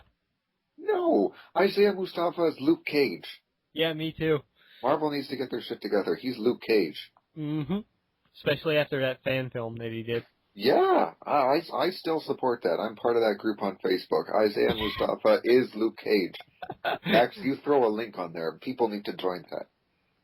Very good. I'll find it and throw it up there. Get the nerds in an uprising here. He is not Drax the Destroyer. He is Luke Cage. Mm-hmm. Yeah. Then, who was the other guy you said? Sorry, I got a little worked up there. Dave Bautista was the other. Oh, God, Dave Bautista. Well, after his lackluster MMA debut, it's no wonder he wants to do this, or may do this. He was fine in The Man with the Iron Fist, mostly because he I didn't see that yet. I really want to. I really, really wanted to see that movie. Mm-hmm. Sorry. It was pretty good. Yeah? Yeah. I like the Wu-Tang Clan. Yeah. I like Russell Crowe, Lucy Liu. Yeah. The fact that it was produced by... the movie just looked perfect on paper, so... Yeah. In terms of just... Yeah. Some of the lines in that movie were absolutely fantastic, too. This isn't really much of a spoiler, but at one point he's describing, I think it was the Chinese army, or one of them anyway, that was, like, coming there. Okay. He was like, and these motherfuckers got a Gatling gun. I can't deliver it with as much humorous line, but yeah, just Who was it that delivered that line? I think it might have been RZA. Okay. Yeah. RZA. But yeah, just the way it was said, it was like so fucking hilarious. All right, our next story. Yes, Injustice: Gods Among Us adds Hawkgirl and Sinestro to lineup. Mm-hmm. So we got some more playable characters for the game, thus fleshing out the raw further. Mm-hmm. Hot girl. Hawk I'm like, girl. okay. You know, to each their own. Yeah. She was kind of revealed beforehand in the Aquaman trailer that came out, I believe, or one of the Yeah. Lights trailers. But Sinestro's new, Yeah. which I guess he's kind of going to be like a Green Lantern clone in a way, just different moveset. You know, he's got his yellow lantern. Mm-hmm. This picture I'm seeing here. Which, Yep. I mean, it's cool that they got him in there. yeah. Somebody to counterbalance Green Lantern, I guess. So I'm kind of disappointed because this was revealed last Monday. On Sunday on Injustice's Twitter, they were announcing like, we're going to announce a new character tomorrow. Who do you think it is? And throughout the whole list, I was actually disappointed in every person that tweeted to him because nobody suggested Lobo. That's the one character left now that I really want into the game. Well, I just gotta, yeah. I got my characters in the game who I wanted to see, so I can't complain. Mm-hmm. Yeah, I want Lobo. I mean, the main man deserves to be in the game. Come on. Yeah. What's fragging wrong with NetherRealm Studios? Yeah. Now, if they could get the same guy to voice him, too, that did him in the Superman animated series, that would be great. Yeah. Trying to think of his name now. He was on Everybody Loves Raymond, the older brother. Oh, Brad Garrett? Yes, Brad Garrett. He voiced him.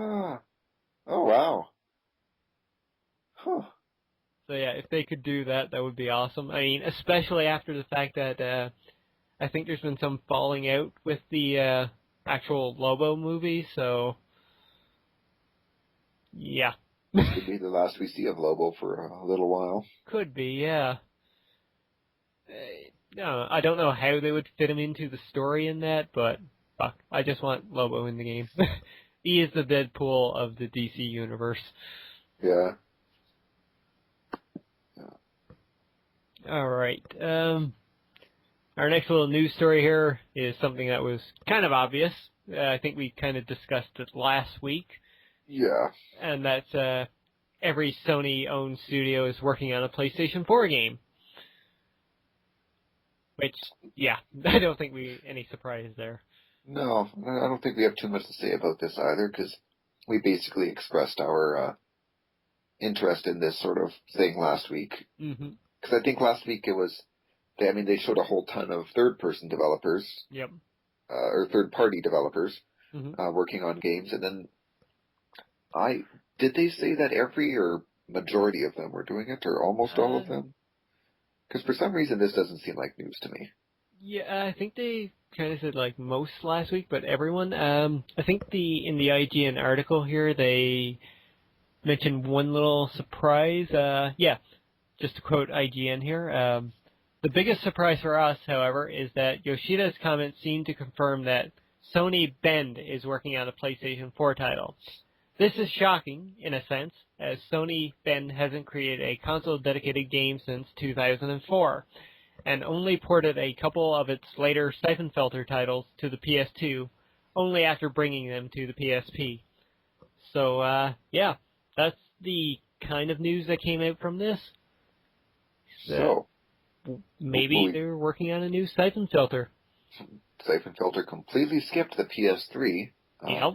That was actually one game I was going to mention at some point for some reason, and I would like to see a return to the Siphon Filter series.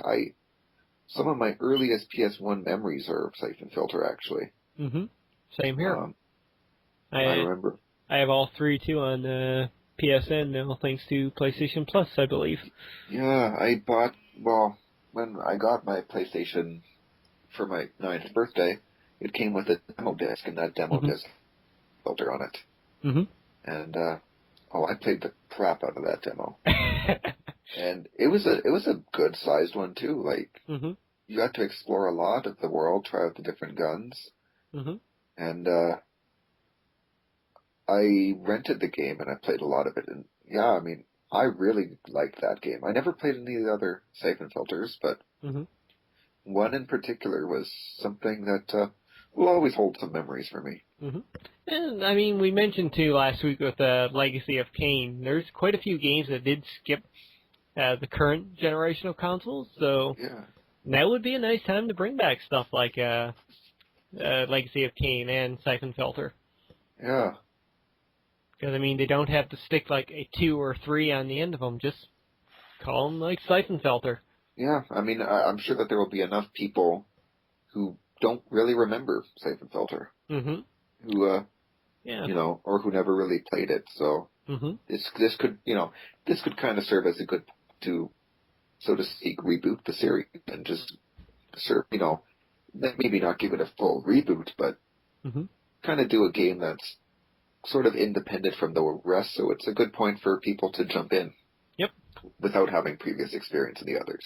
Mm-hmm. Yeah, I totally agree with you.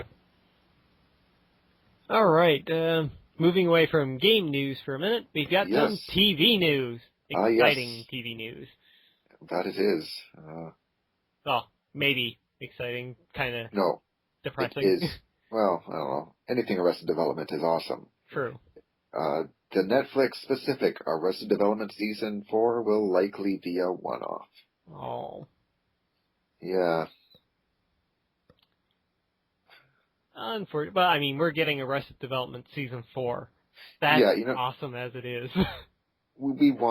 Fans have wanted this for ever. Years, yeah. Yeah. So, I mean, we are getting this. We'll see. Mm-hmm.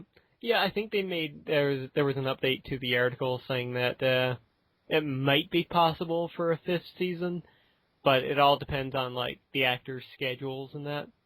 Well, I mean, at the time of making, when they first filmed the Arrested Development, the guys in it weren't exactly known. They weren't really big stars. Whereas now you look at them, and I mean, Jason Bateman has become like a regular comedy actor. Mm-hmm. Michael Cera is a regular awkward teenager in every single movie. Yep. And then Jessica Walters doubles as Mallory Archer. Mm-hmm. Not to mention whatever Will Arnett is doing, not to mention David Cross, and of course, Portia de Rossi is busy being Ellen's wife. Mm-hmm. So, yeah. I mean, yeah, they've all got, they've all grown in terms of being actors significantly since, since the show, yeah. Yeah. But on the plus side, there's also the talk of, Season 4 being the lead up for a movie. Yeah, so at least there is that much. Mm-hmm. Which is something that they can probably do, because, I mean, they only need to be together for probably like a couple of months to do a Arrested Development movie. Exactly. Plus, I think that would probably be easier to work into their, given the time filming a movie is less than the time commitment for filming a show. Yep. I mean, look at something like Machete, which was filmed in a month. Yeah, Machete. So that they can easily do an Arrested Development movie. But hey, May 4th, we're getting Season 4. Just remember, there is always money in the banana stand. Indeed. Just don't go and blue yourself. The most quotable show ever. Oh, yeah. Well, that and Scrubs. Scrubs was very quotable. One show I never got into, or never watched. Well, I could talk about Scrubs all day, but I would rather talk about at this point our next piece of news. Yes, and that is that Kingdom Hearts HD 1.5 Remix is finally coming to North America this fall, exclusively on the PlayStation 3. Suck it, Xbox. Just kidding. I like your system, kind of. Yeah, no, I'm stoked for this. Me too. I've been looking for an excuse to replay Kingdom Hearts forever, and now that it's finally coming and we have a actual, well, not a release date, but a release time window, release window. I'm stoked. I don't care too much about Chains of Memories being included in that. But it's just going to be a cutscene kind of deal for that. Yeah. So, So, I mean, fine, whatever. truthfully though, I mean, yeah, they did, when I played Kingdom Hearts 2, it kind of really confused me because you actually had to know what happened in Chain of Memories, and Yeah. I didn't, and I'm like, who the hell are these people? Yep. Wait, what Same. happened with Sora? Wait, what? And I was like, yeah. Now that they're including that, which that'll help clear some things up for... Speaking of the story sort of thing, something you might want to... Well, it's not up yet on game trailers, but they're doing a Kingdom Hearts timeline. Yes. A friend of mine posted that on my Facebook wall, actually. I just kind of looked at it and said, oh, cool, and then never really went back to it. Yeah, they haven't got it done yet. There's only a teaser. I think they're shooting for the summer, I think, because those things take quite a bit of effort to do. Yeah? Their Zelda one was like a good 40, 50 minutes long. Wow. I never watched any of these timeline things. They've only done one so far, so. And that's Zelda, I take it. Yep. I was going to say, if they did a Metal Gear Solid, guess what I'm watching? or Final Fantasy, I don't know, that'd be hard to do given the... Yeah, they're not really connected. Exactly. Unless they decided to Yeah, they'd have to push the boundaries really far to pick up the tiniest little things. Yeah. But yeah, Kingdom Hearts 1.5 coming. Now you can play it and get trophies. Yeah, and that kind of leaves me wondering about Final Fantasy X. Yeah. I mean, if this is coming to North America this fall, maybe Final Fantasy X won't be too far on its heels. Hopefully not. It's been Fingers too crossed. long. Yeah. Yep. And speaking of things coming, or returning rather. Yes. The CW. Oh, what? Okay, I was just going to say, I saw this. This was added just last night, actually. I saw the story like at 2 a.m. in the morning, and I don't know, I just got so excited. This is another thing.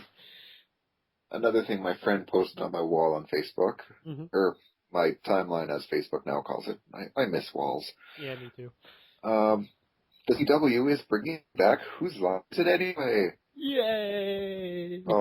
I don't know if I'm more excited for this or Arrested Development. I know. Whose Line Is It Anyway is one of the funniest shows I've seen on TV. Well, definitely the funniest non-scripted show I've seen on TV. Yeah, it was the best improv you would ever get. Hands down. I mean, anybody who's ever done any sort of improv, whether it be in drama or whatever, likely has decided to do it because of Whose Line Is It Anyway? Yep. A couple friends of mine actually did a YouTube show of their own. Pretty much doing Whose Line Is It Anyway? I personally, when I think about it, I wouldn't even mind doing Whose Line Is It Anyway, like a theme party. Just, get a group of 6 or 7 people, or, just a small group of people, and just have some fun improv things and have everyone bring random objects. And I don't know. I think it'd be a lot of fun to do that with friends. Yep, that would be great. Yeah.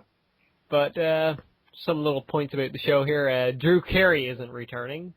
Well, he's pretty busy talking with old ladies. Yeah, and people. Yeah. But on the plus side, we are getting Ryan Stiles, Colin Mockery, and Wayne Brady coming back. Well, the best chemistry in that entire show was Ryan and Colin. Yes, it was. Those two, they fed off each other so well, and it was... And I mean, Wayne Brady was hilarious as well, but if you ask me, Ryan and Colin were the best 2 contributors to the show. Yep. I mean, nothing was ever the same after they formed the letter H. I love the one with Richard Simmons. Yes. Where they do the jet skis. And then how he has to be like their lawn chairs and stuff. Yep. Mine has a bump in the back.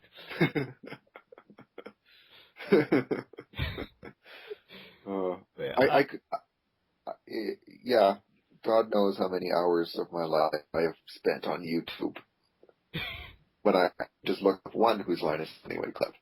And then I click on the other one in the recommendations. And then another one, and then another one, and then 5 hours later, wait, why did I come on YouTube again? Yep, been there too. And it never gets old, no matter how many times you see it. Well, other than Richard Simmons, my favorite one is still the one where, is Ryan and Colin doing, the sound effects one. And they have the two old ladies. Quack, quack, quack. And they can't do sound effects. And the only sound effects, Oh, wait, I know the one you're talking about. they only go, ooh, ooh. And that's like, one lady doesn't even do anything. Yeah. So he's like, I'm going to turn on they're doing Batman, right? Yep. He's like, I'm going to fire up the car engine. Ooh. It's like, this is a car engine. Okay, fine, we'll push it. Oh, man. That is, to me, that is I always in tears when I watch that one. Mm-hmm. There, yeah. Oh, so many great moments. Favorite Irish drinking song has to be the Got Mugged one. Yeah, that was a good one. Mm-hmm. Favorite hoedown? I think the Who's Ugly one. Yeah. Where Drew Carey mocks Ryan, and then Ryan just ties it right back into Drew Carey. Mm-hmm. Oh, man. Yeah. In our little trip down memory lane here, we forgot to mention the new host that's going to be on the show. Yes. Clicking the link to check now. Lana. Oh. Lana. Lana. Lana. That's right. The new host is Aisha Taylor. Tyler. Okay. No relation to Steven or Liv. Mm-hmm. But yeah, I think she will do a fantastic job. Yeah. Yeah, I think so. Mm-hmm. She's definitely got the unique sense of humor for it, that's for sure. Yeah, I mean... did you see last year's E3 press conference by Ubisoft? When she? No, I did not. Yeah. She had some very interesting remarks during the whole thing. Okay. At one moment mentioning that I think there was some form of like woman on the screen or whatever, and she was like, I think I got a bit gay there. Like that. That's pretty progressive for a video game conference. Yeah. Well, it was her and Tobuscus hosting it, so. Oh, Tobuscus. And I'm sure Tobuscus saw her and went, hot, hot, hot, hot, hot. Yeah. Good old Toby. Mm-hmm. Yeah. I'm really looking forward to the summer now. I mean, CW having Arrow and Whose Line Is It Anyway? Summer. Yeah, no. This and... Mm-hmm. I just really hope that it does well, because that's the main thing. It has to do well. It would really suck if it comes back and doesn't get a good reception and then bang, canceled again. Mm-hmm. I mean, look at like the last one that Drew and company did, Drew Carey's green screen. Oh, I never saw that. Yeah. It was really horrible. They did everything in front of a green screen and added in effects afterwards, so like instead of imaginary objects, it looked like they were holding real stuff and everything. Okay. So, yeah. That takes the fun out of, improv is all about just creating things, right? Yeah. Yeah. And improvising for what you don't have, and then, pretending there's, you have a car or a grappling hook or whatever, right? Mm. Or a jet ski in Richard Simmons' case. But, green screen, basically, hey, cool. Sky Captain in the World of Tomorrow? Avatar? Yeah. All right, then. Our next little story goes back to the realm of PlayStation, and that's the Uncharted 3 multiplayer has gone free to play, at least up to level 15. Okay. I wasn't aware that they had a limit on that. I didn't really read into it because given that I have the game, it's not something that exactly appeals to me that much because I have it. Why do I need it free now? Mm-hmm. Yeah, same But here. But hey, it's nice for people that haven't played the game and maybe gives them an incentive to actually buy it. yeah, the fact that, I mean, the multiplayer will be free to play up to level 15 kind of basically treats it like a multiplayer demo. Mm-hmm. Just with everything unlocked for you to do. Well, exactly. Like a multiplayer trial Mm-hmm. than a demo. So. Yeah. And it's just a note here, too, that this is just the multiplayer, not the co-op. The Okay. co-op cost extra. I was Like curious. $10 or so. So does that mean you can buy the multiplayer mode separate from Uncharted 3 itself? Yes, I do believe so. Okay. Because you can unlock it, right? But yeah. Okay. In hindsight, though, I think with like all the costs added together, it's just cheaper to buy the game itself. Well, I picked up a couple copies of that for some friends for Christmas, and Mm-hmm. yeah, the game's $20. So Mm-hmm. I mean, anybody who has a PS3 and hasn't played Uncharted for its story is a fucking moron. Yep. Those are, you know, aside from Metal Gear Solid 4, those are some of the best games hands down, Mm-hmm. are my favorite games on the PS3. Mm-hmm. Same. The story, I mean, all the characters are so compelling. I just can't even begin to describe my love for the Uncharted. Mm-hmm. And it's even more so than the big details, it's the little things. Mm-hmm. The way Drake slightly stumbles when he jumps on things. Or even his little quips he makes in the middle of combat. It just adds to everything. Mm-hmm. That it does, yeah. Alright, so you have our next story here, which is, I'm sure, something you really want to talk about. Yes. Diablo 3 on PS3 and PS4 will allow offline play. There's another thing to rub in the face of PC users now. Yep. You know, it's funny. We have an uncanny knack of talking about these things, and then, sure enough, we get this information. Mm-hmm.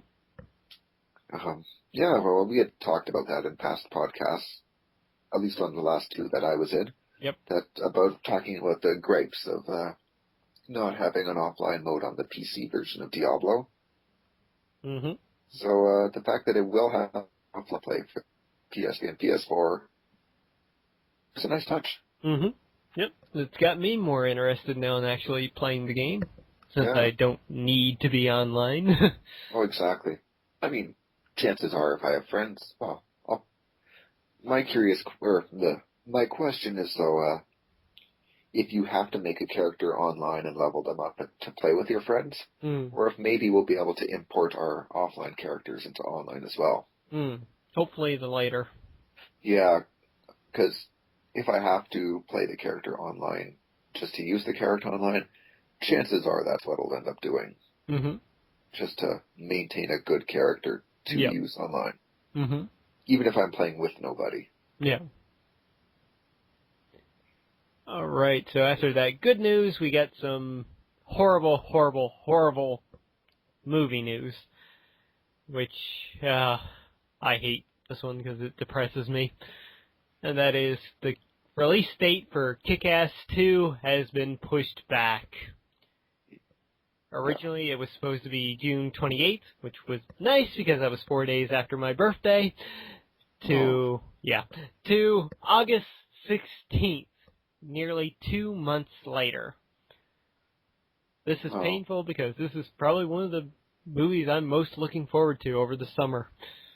Yeah, Kick-Ass, despite not exactly being a superhero movie, is one of my favorite hero movies. That, Watchmen, and probably the X-Men First Class are my favorites of them all. Yeah.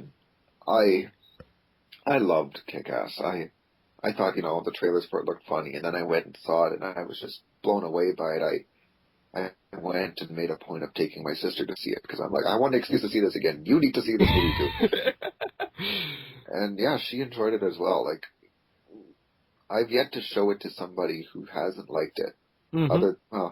I've heard of people who don't like it, but they're kind of stuck up and Yeah. stupid.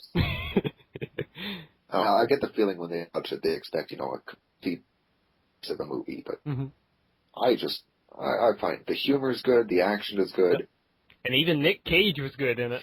Oh, Nick Cage was brilliant. I think that's Nick Cage's best performance. I'm not a Nicolas Cage fan, but Big Daddy was perfect. Mm-hmm. The way he worked with Chloe Grace Moretz was just fantastic. Yep. Their camera chemistry and characters were just so good. Mm-hmm. My only really beef with the first movie, it wasn't really that much of a beef. I love the movie and the way they went with it. They didn't really follow the comics, like the ending-wise anyway. Yeah. I never actually, I've been meaning to, but I never actually read the comic, though. Mm-hmm. I had a friend, she told me about the more some of the depressing ending. Yeah, that he does not get with the girl and whatnot. Plus, apparently in the comics, Kick-Ass never actually killed anybody. I can't remember. I don't think that's necessarily true. Because I think during, the final sequence, he might have. For some reason I thought I read that in the comics he never killed anybody.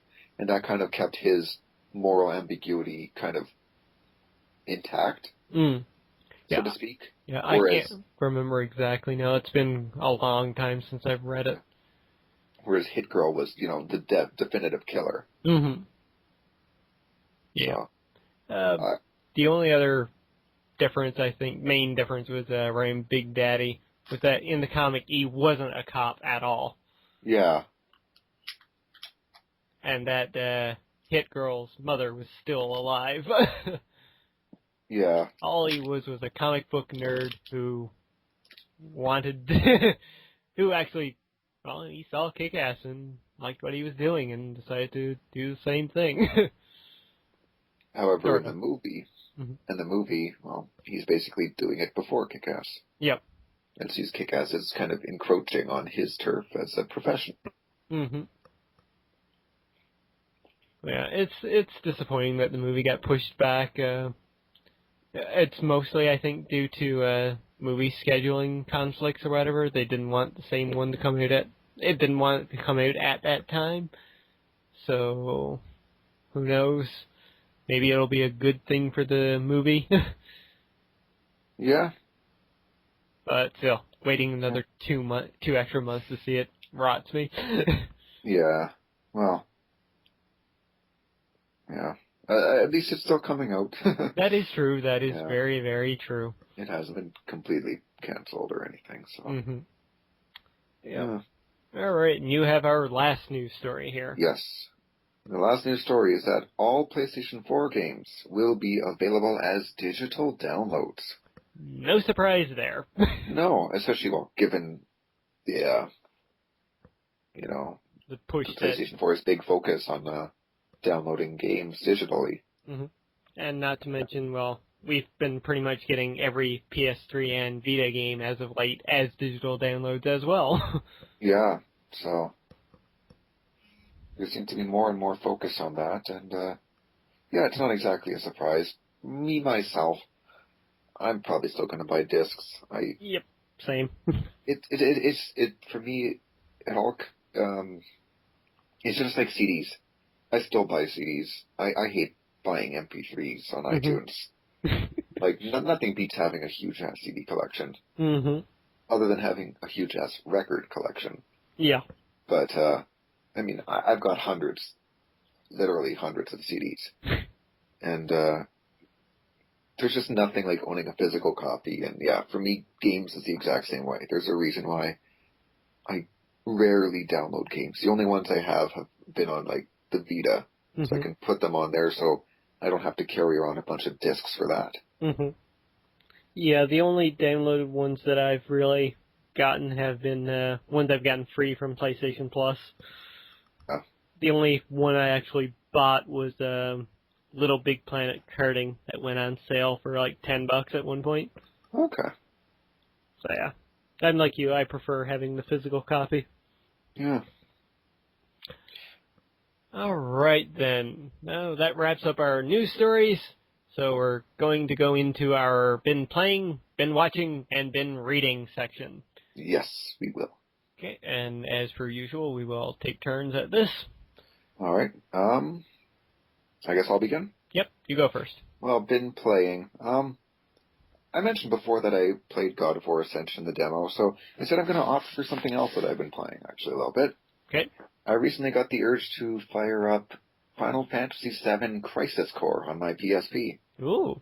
Yeah. And I really liked that game. I loved the backstory of, Zack and seeing some of the different tie-ins to the Final Fantasy VII world. Mm-hmm. And I haven't gotten very far in it yet. I've been playing when I have a little bit of extra time on the bus or in between classes or right before bed. But yeah, it's a fun game. Mm-hmm. I picked it up. I never got around to playing it, though, unfortunately. It's there in my collection to dive into.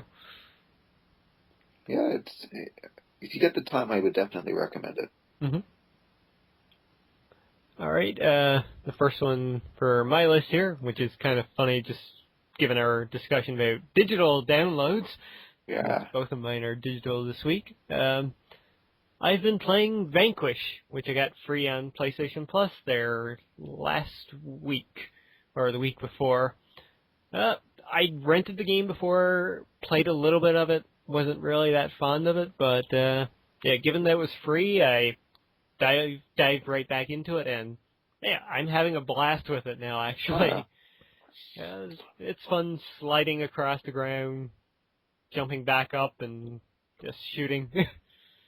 Lots of action going on, lots of robots. You can distract robots with cigarettes and then blast them.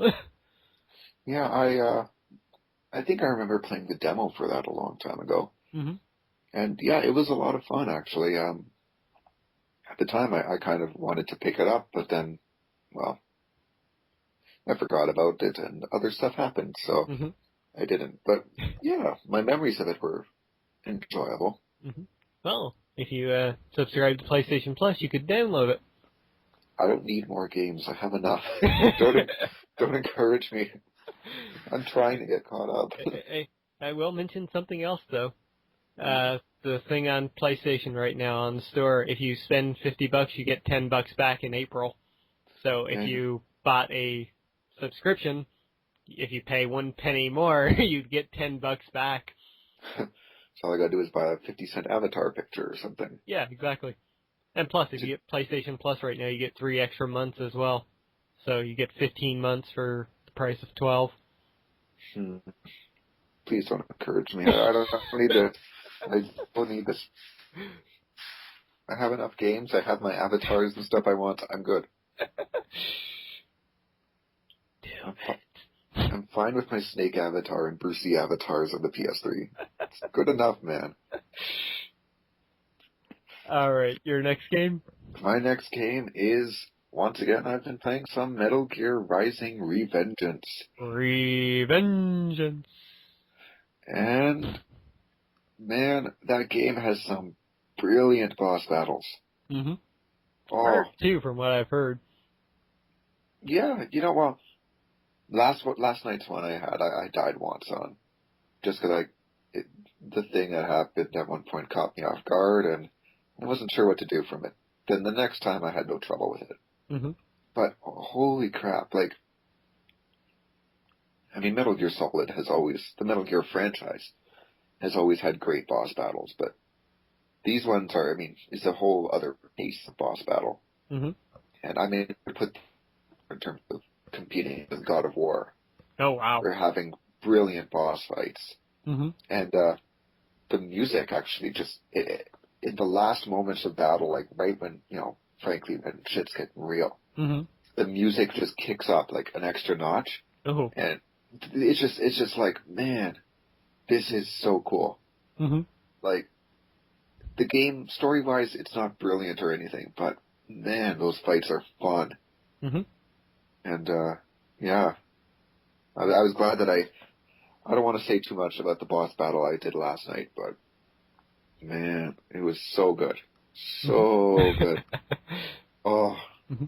I've definitely got my eye on the game. I'm probably going to pick it up once it drops down in price. Oh, yeah, you should, definitely. Mm-hmm. Yeah, if you have any interest in it at all, just, pick it up when you get the chance to. Alrighty. Yeah. Alright, my other game for this week is that mostly yesterday, I don't know, this morning actually, I finished playing The Unfinished Swan, which is a indie title exclusive to the PlayStation Network.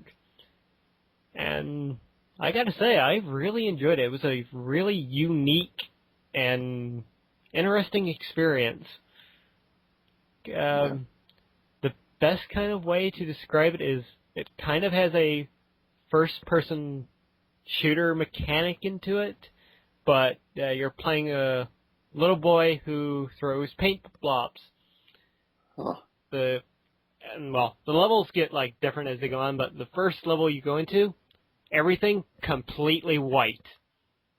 You cannot see anything; it's completely white. But if you throw a little paintball, it will splatter on the wall, and then you can get a sense of where the walls are, what objects are around, and everything like that. Huh. So that was kind of neat. You go through that. One of the next chapters after that, you're going through a level where you're throwing little blobs of water, and there are these vines that are around. So you throw water on, you make them grow across the level, and you climb across those to reach different places. Huh. So they really put various different mechanics into the game.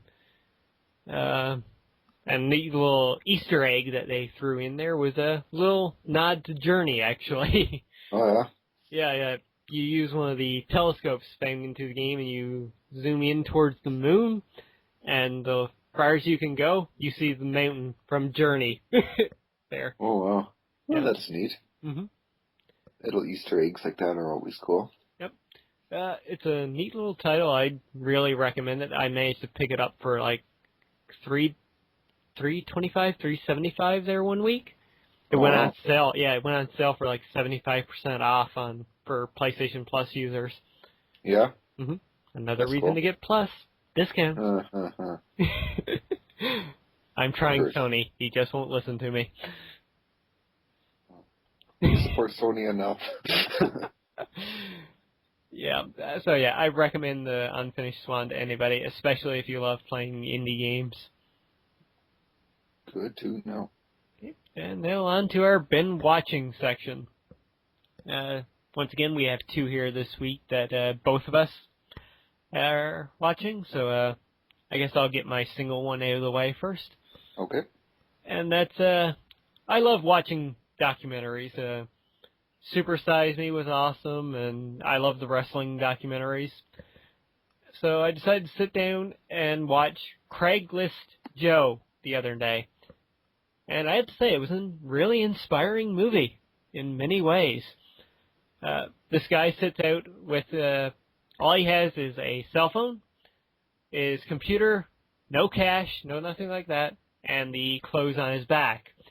And he uses Craigslist to get from L.A. right over to New York, and then back to L.A. again in under a month. In a month. I think it took him 31 days total. So he pretty much relied on Craigslist for getting places to stay, travel arrangements from other people, and everything like that. Yeah. Huh. It's actually surprising. I saw that's on Netflix, I believe. Yep, that's where I watched it. Yeah. It was good. I threw it on first just to have something playing in the background. Once again, I got suckered in and I watched the whole thing. Yeah. But, yeah, it was an inspiring movie. It was really nice to see Craigslist being used for something good. Not just sex. Yeah. Even though he ended up at one point staying at a dominatrix, his house. Oh, that's interesting. Yeah, he ended up going to a free breakdancing lesson, and one of the people there offered him and his cameraman that night for a place to stay, and yeah, she was a dominatrix. Fascinating. Oh, and that was the other thing I wanted to mention. The cameraman that he had with him, He met him on Craigslist as well, a week Huh. before he started filming the documentary. Wow. That's really cool. Mm-hmm. It was a nice little movie to watch, and if you love documentaries, I'd recommend you go watch that. I don't. Nonetheless, that does sound really cool. Mm-hmm. All right. You want to kick off our first one here that we both Okay. have in common? Yeah, well, personally, I also was watching Spartacus, but Mm-hmm. I don't have anyone to talk about that with, so just people watch the show and enjoy it. It's awesome. Yes, our first one we have in common, I'd say let's talk about Arrow first. Yes. I am fully caught up now, and holy fuck. That last episode was brilliant. Yes, it was. And for some reason, I can't remember what happened. There was an assassination attempt on Jack Harkness. Mm-hmm. I mean, Merlin. Sorry, Doctor Who. We had the return of Deadshot. Yes. Which he was more fleshed out than he was last time before. Not just Deadshot, but China White as well. Yeah. I'm still not sold on her character, though. She hasn't really done a great job with it. But Deadshot was done fantastically well. Much better this time around, for sure. Which I think we can thank to Jeff Johns for doing that, because he wrote the episode. Okay. So yeah, you had a comic book guy writing the episode. That always is a plus. Yep. What else did we have? Going with Deadshot, we had a little nudge to Bloodhaven. Yeah. Little sign hanging down on his apartment.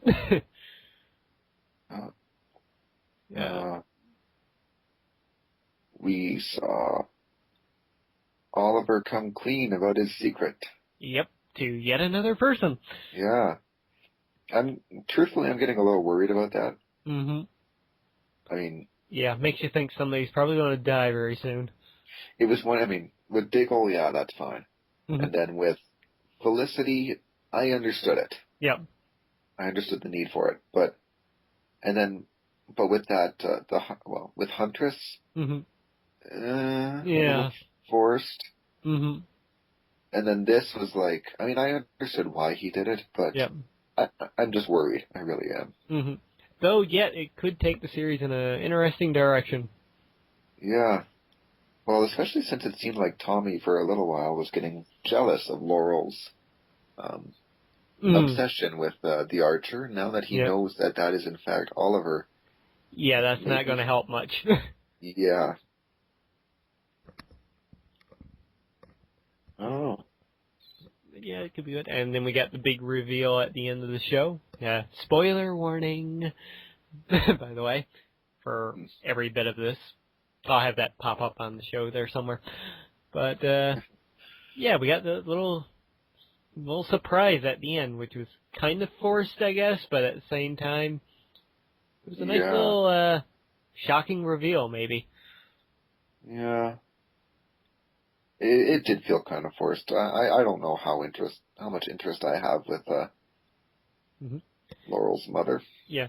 The only thing that makes me kind of interested about that, and which I read in a couple of reviews, is that with Black Canary, there's always been a strong mother-daughter relationship in the comics. So maybe this might be pushing Laurel in that direction. We don't know yet. Because, I mean, we had the little picture pop up in that episode with the her father and her little sister. All right, with the canary. Yeah. It was like that little thing drove everybody nuts with the sounds it made. Yeah. Hint, hint, nudge, nudge. Well, with any luck, that'll be the direction it goes in. Mm-hmm. I just can't say. I mean, I like Laurel as a character, I really do, and I like the the story between her and her dad, and their difference in opinion. But if this just turns out to be her and her mother and their mother issues and stuff, We have enough with Oliver and his mother issues, and Thea and her Yeah. mother issues. Do you really need another kid with parent issues? Yeah, very I mean, true. you know, And we have Tommy. Tommy and his Yeah, father. we have Tommy and his dad. We have Oliver and his dead dad. We have Mhm. Oliver and his stepdad, and who's Yep. missing. And what? Are there no Well, normal parents in this show? well, this is the CW after all. Well, I'm sorry, but you know what? Maybe I'm just too used to the Kents in Smallville. Yeah, everything Kents had were to the go lucky. perfect family. If Hmm. I could pick a fictional family, I would want to live with the Kents. Yeah. What was the other little big comic book thing that was mentioned in the show? Tommy's father.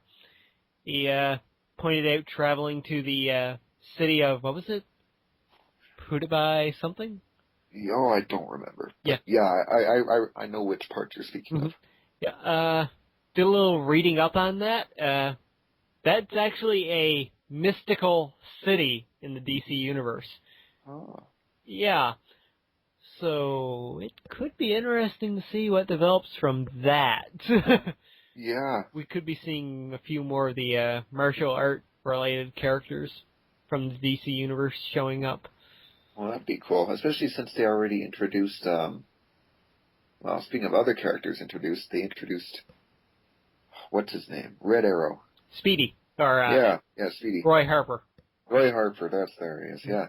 Yeah. They introduced him, the week before, I believe it was, or Yep. 2 weeks before? The week before. I watched both episodes back to back, so. Okay. Yeah. And Yeah. Well, I was so, watching that one, and he said his name, Roy Harper. I was like, wait a minute. That sounds very familiar. That's exactly what I'm doing. Like, Roy Harper, and I'm like, Red. So I'm just like, let's search this. So I fired up Wikipedia or DC Wiki and searched up Roy Harper, and sure enough, yeah, Red Arrow / Speedy. And it looks like he's going to have a little connection with Queen's sister. Yeah. Thea, yes. Her name is. Ironic that what's his name? Oliver called her Speedy. Yeah. They did. Mm-hmm. Him and Tommy. Yeah, because some people were speculating that we were going to see the female version of Speedy show up. Yeah. Who was drugged out of her mind in the comics. Well, given her use of vertigo, we're close. yeah, we were very close, and then they pulled Roy Harper on us. Yeah. Yeah, nice touch, though. Mm-hmm. All right, so that does it for Arrow, I think. I think we could talk about that all day. Okay. So, the other story is the Walking Dead that we've been watching. Yeah. Last week's episode, in my opinion, was the weakest one of season 3. Really? I'm sorry, but in my views, an episode that centers around Andrea is like it's like a chapter in Game of Thrones that centers around Sansa. Very true. It's not that I hate their characters. It's not that they're bad characters. It's just that I have simply no interest in their characters. Mm-hmm. I mean, Andrea used to be a good character, but she has totally fallen off my radar. And at this point, if she were to die in yesterday's episode, if she were to die in Sunday's episode, I would not be remotely bothered by that. She's beyond sympathy for me. She's been so useless. Yeah. Like, that I feel as though her episode could have been much better. Mm-hmm. Yeah, she had a chance to redeem herself there at the end. We knew it wasn't going to happen, but yeah, I mean, at my thought anyway, I thought like, oh, he's going to catch her.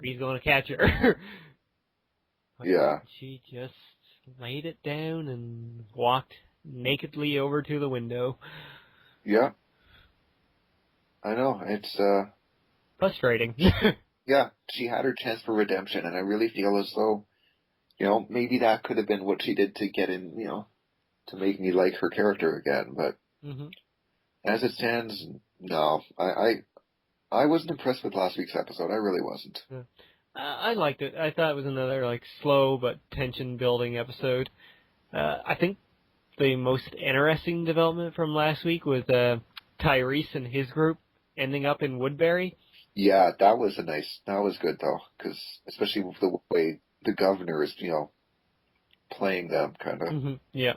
So it makes you wonder now, like, they're going to find a way into the back of the prison. Yeah. So yeah, I that I makes you also like, nervous. yeah, I also like the development though with Merle actually. hmm Um, Yeah, that little scene with him and Herschel was amazing. yes, yeah, and dare I say it, maybe I don't hate Merle. So that means Merle's gonna die. Yeah, yeah. Well, I've been saying since like the beginning of the season, I don't think Merle's going to make it out alive. I don't think so either. I have a feeling that we're gonna Because you know what? start to like. They're going to pull a George R. R. Martin on us. We're going to fall in love with the character, and then he's going to die. Yeah, I miss Ned Stark. Yeah, Oh well. I think the turning point with Merle was definitely seeing the scars on Daryl's back, and Yeah. from there it's like, you know what? Merle's probably going to end up being a good guy, and then Well, die 5 minutes later. I have a feeling he might do something sacrificial, kind of like T-Dog did. Maybe he'll realize it'd be kind of ironic if he did for Glenn of all people. Mm-hmm. But, Yeah, maybe it'll end up being Merle killing the governor, yeah. and in turn him dying in the process. Yes. In some way, maybe holding him down into a pit of zombies. I don't know. Yeah. But yeah, there were still some good developments last episode. As I said, I don't find myself remotely interested in Andrea's story at all. Yeah, yeah. I'm seeing her dying, and probably, like we just said, Merle dying here. Yeah. It wouldn't surprise me if somebody like Herschel died this season. I hope not. I really like Herschel. Well, that's why he's going to die. Shut up. No. It shocked the world if Carl died.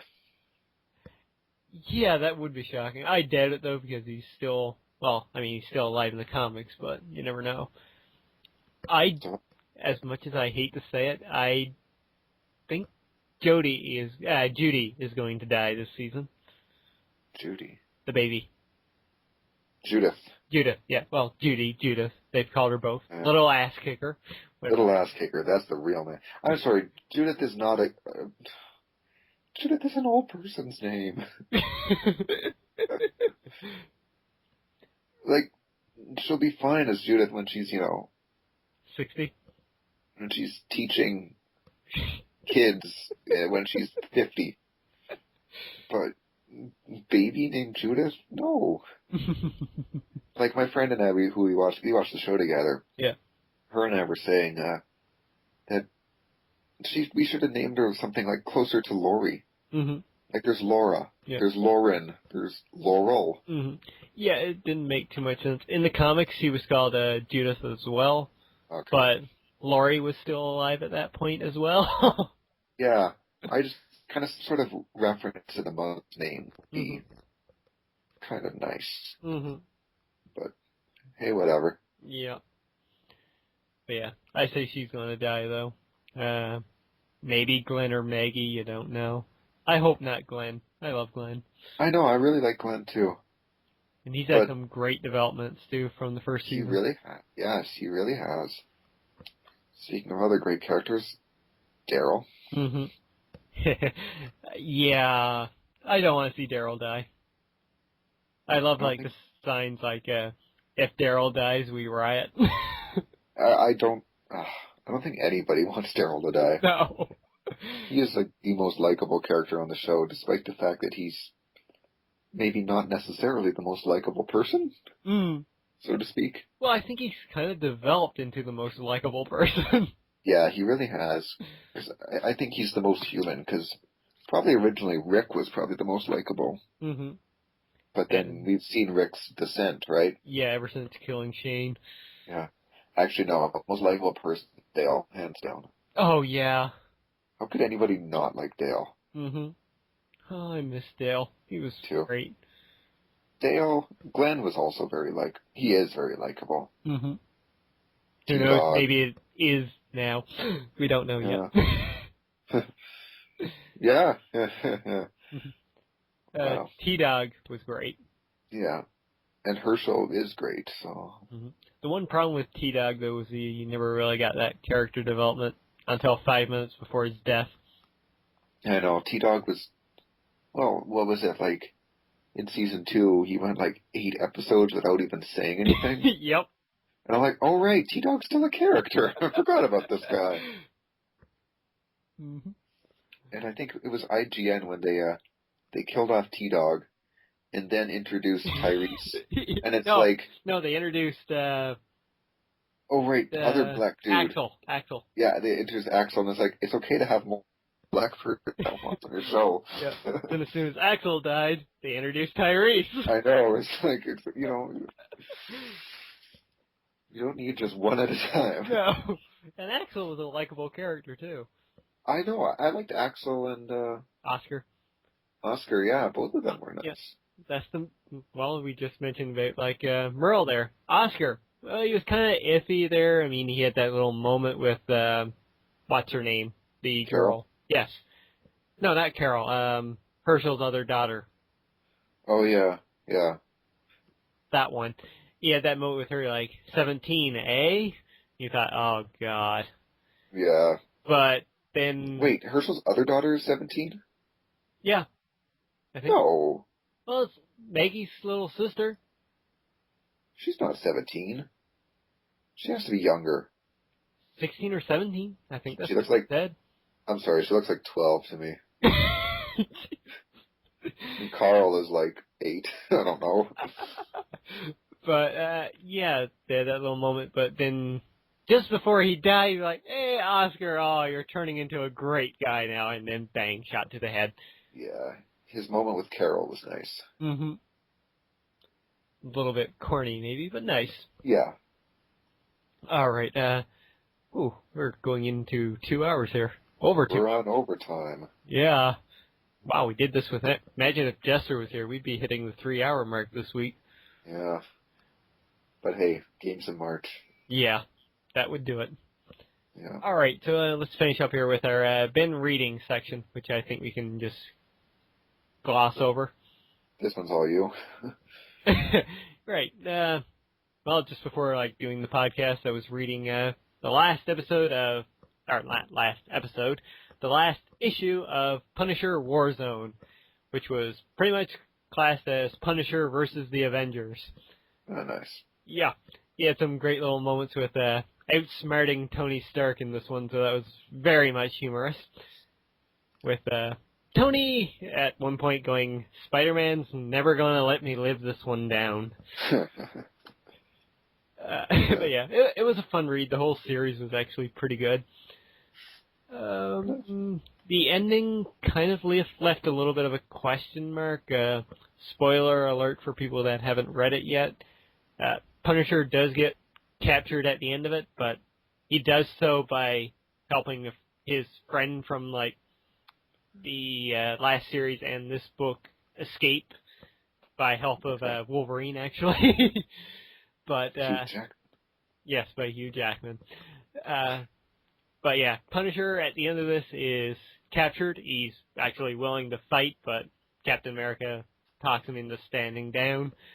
Once a Marine, always a Marine, that sort of deal. But he's captured and he's put into this underwater prison, pretty much. That has everything that he needs. He can read any book that he wants, watch any TV show that he wants. Anything's available to him. Because the Punisher totally wants to read books and watch TV. You know, that's his... You gotta catch up on Days of Our Lives, you know. All my children. Our passions. But, okay. Yeah. But, yeah, he's, I think, 5,000 meters below Lake Michigan, or however you fucking pronounce that lake name. Michigan. Yes, thank you. 25,000 leagues below the sea. But yeah, he's trapped down there with possibly no way to get out. But the thing is, though, there's the new Thunderbolt series. in which General Ross has actually recruited Frank Castle, who at the time was out and about. So kind of makes you wonder how you do that. But on the plus side, they kind of hinted at towards a maybe female Punisher series as well, because the character that Frank was like helping in this like mini-series and in the past Punisher series that came before this, she's basically like dressed up as the Punisher, killing off a couple of bad guys at the end of this book. Oh, that's interesting. Yeah, so it could be, yeah. So I'm looking forward to maybe what they'll do with her now in the future. Yeah. All right, so that pretty much wraps up that section. Now for our shameless self-promotion, which is pretty minimum this week. As always, you can follow me on Twitter at _Highwind32. I do believe we should make some note of Jester's stuff. Yes, we shall. Actually, at the time of recording this podcast, I received an update on Twitter that Jester did in fact post that vlog about Beyond Two Souls and his newest title he's been working on called The Hunters. Yes. So you can check that over on his blog spot, which will be included in the link here somewhere. And also check out his Prince of Persia and Borderlands 2 Let's Plays. On his YouTube channel, because those are not blogs. Indeed. I state the obvious. Thank you, Captain Obvious. No problemo. Okay. And as for me, what the hell is that? Okay, somebody's moving something upstairs. Sounded weird. Never mind. As for me, my Transformers Let's Play is still going. Donkey Kong should be going up again tonight. But the main thing that I wanted to announce for my channel today is that I am bringing more indie Let's Plays to my channel. Nice. Yeah. When I first started doing Let's Plays, I was focusing on doing one big game and one indie title, which I started off with Portal 2 and Super Meat Boy. And then I did Limbo. And I really didn't do another indie game after that, and I've kind of been missing that from my channel. So, in the weeks to come, hopefully in the weeks to come, you'll be seeing some more of these go up. But what I'm going to do for these indie Let's Plays is I'm going to sit down and I'm going to record every episode before I start uploading it. That way, you can be guaranteed an episode every night. Oh, nice. Yeah. Or every second night, maybe, depending on the length of the, how many episodes are recorded for them. But I've got 3 in mind at the moment. Those include Closure, Capsized, and the first one that I will be doing, a game that I just picked up this weekend, and that is Mark of the Ninja, a game that I've really been wanting to play since it came out. And I picked it up for $5. It's on Steam right now. Solid deal. Indeed. It's normally $15, so. Oh, wow. Mm-hmm. That's a very big deal. Yep. I think it was 15. It might have been cheaper. I'm pretty sure it's 15. It was 66% off. Sweet. Mm-hmm. So yeah. 66.6666. Ooh. 6. You done? 6. And now I'm done. Alrighty. So guys, you can look forward to seeing some more indie Let's Plays coming back to my channel. Besides those 3, I've got a ton more that I can do. And always picking up more indie titles because they're cheap and they're awesome. Alright, so that leads us to the final little mention here. If you guys have any questions or comments for us, you can leave it down in the comments section below.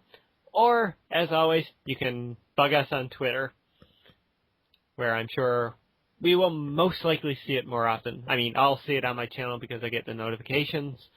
But, yeah, if you want to bug Big Boss with a question or a comment, hit him up on Twitter. He's most likely to see it there. Isn't that right? Yeah. Oh, I see all my Twitter stuff. Yeah, I get that on my phone. I can access it from work or school. I might not reply immediately because I try to have a life, but I will respond at some point.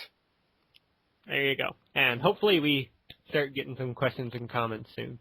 So I'd really love to do a section on the podcast.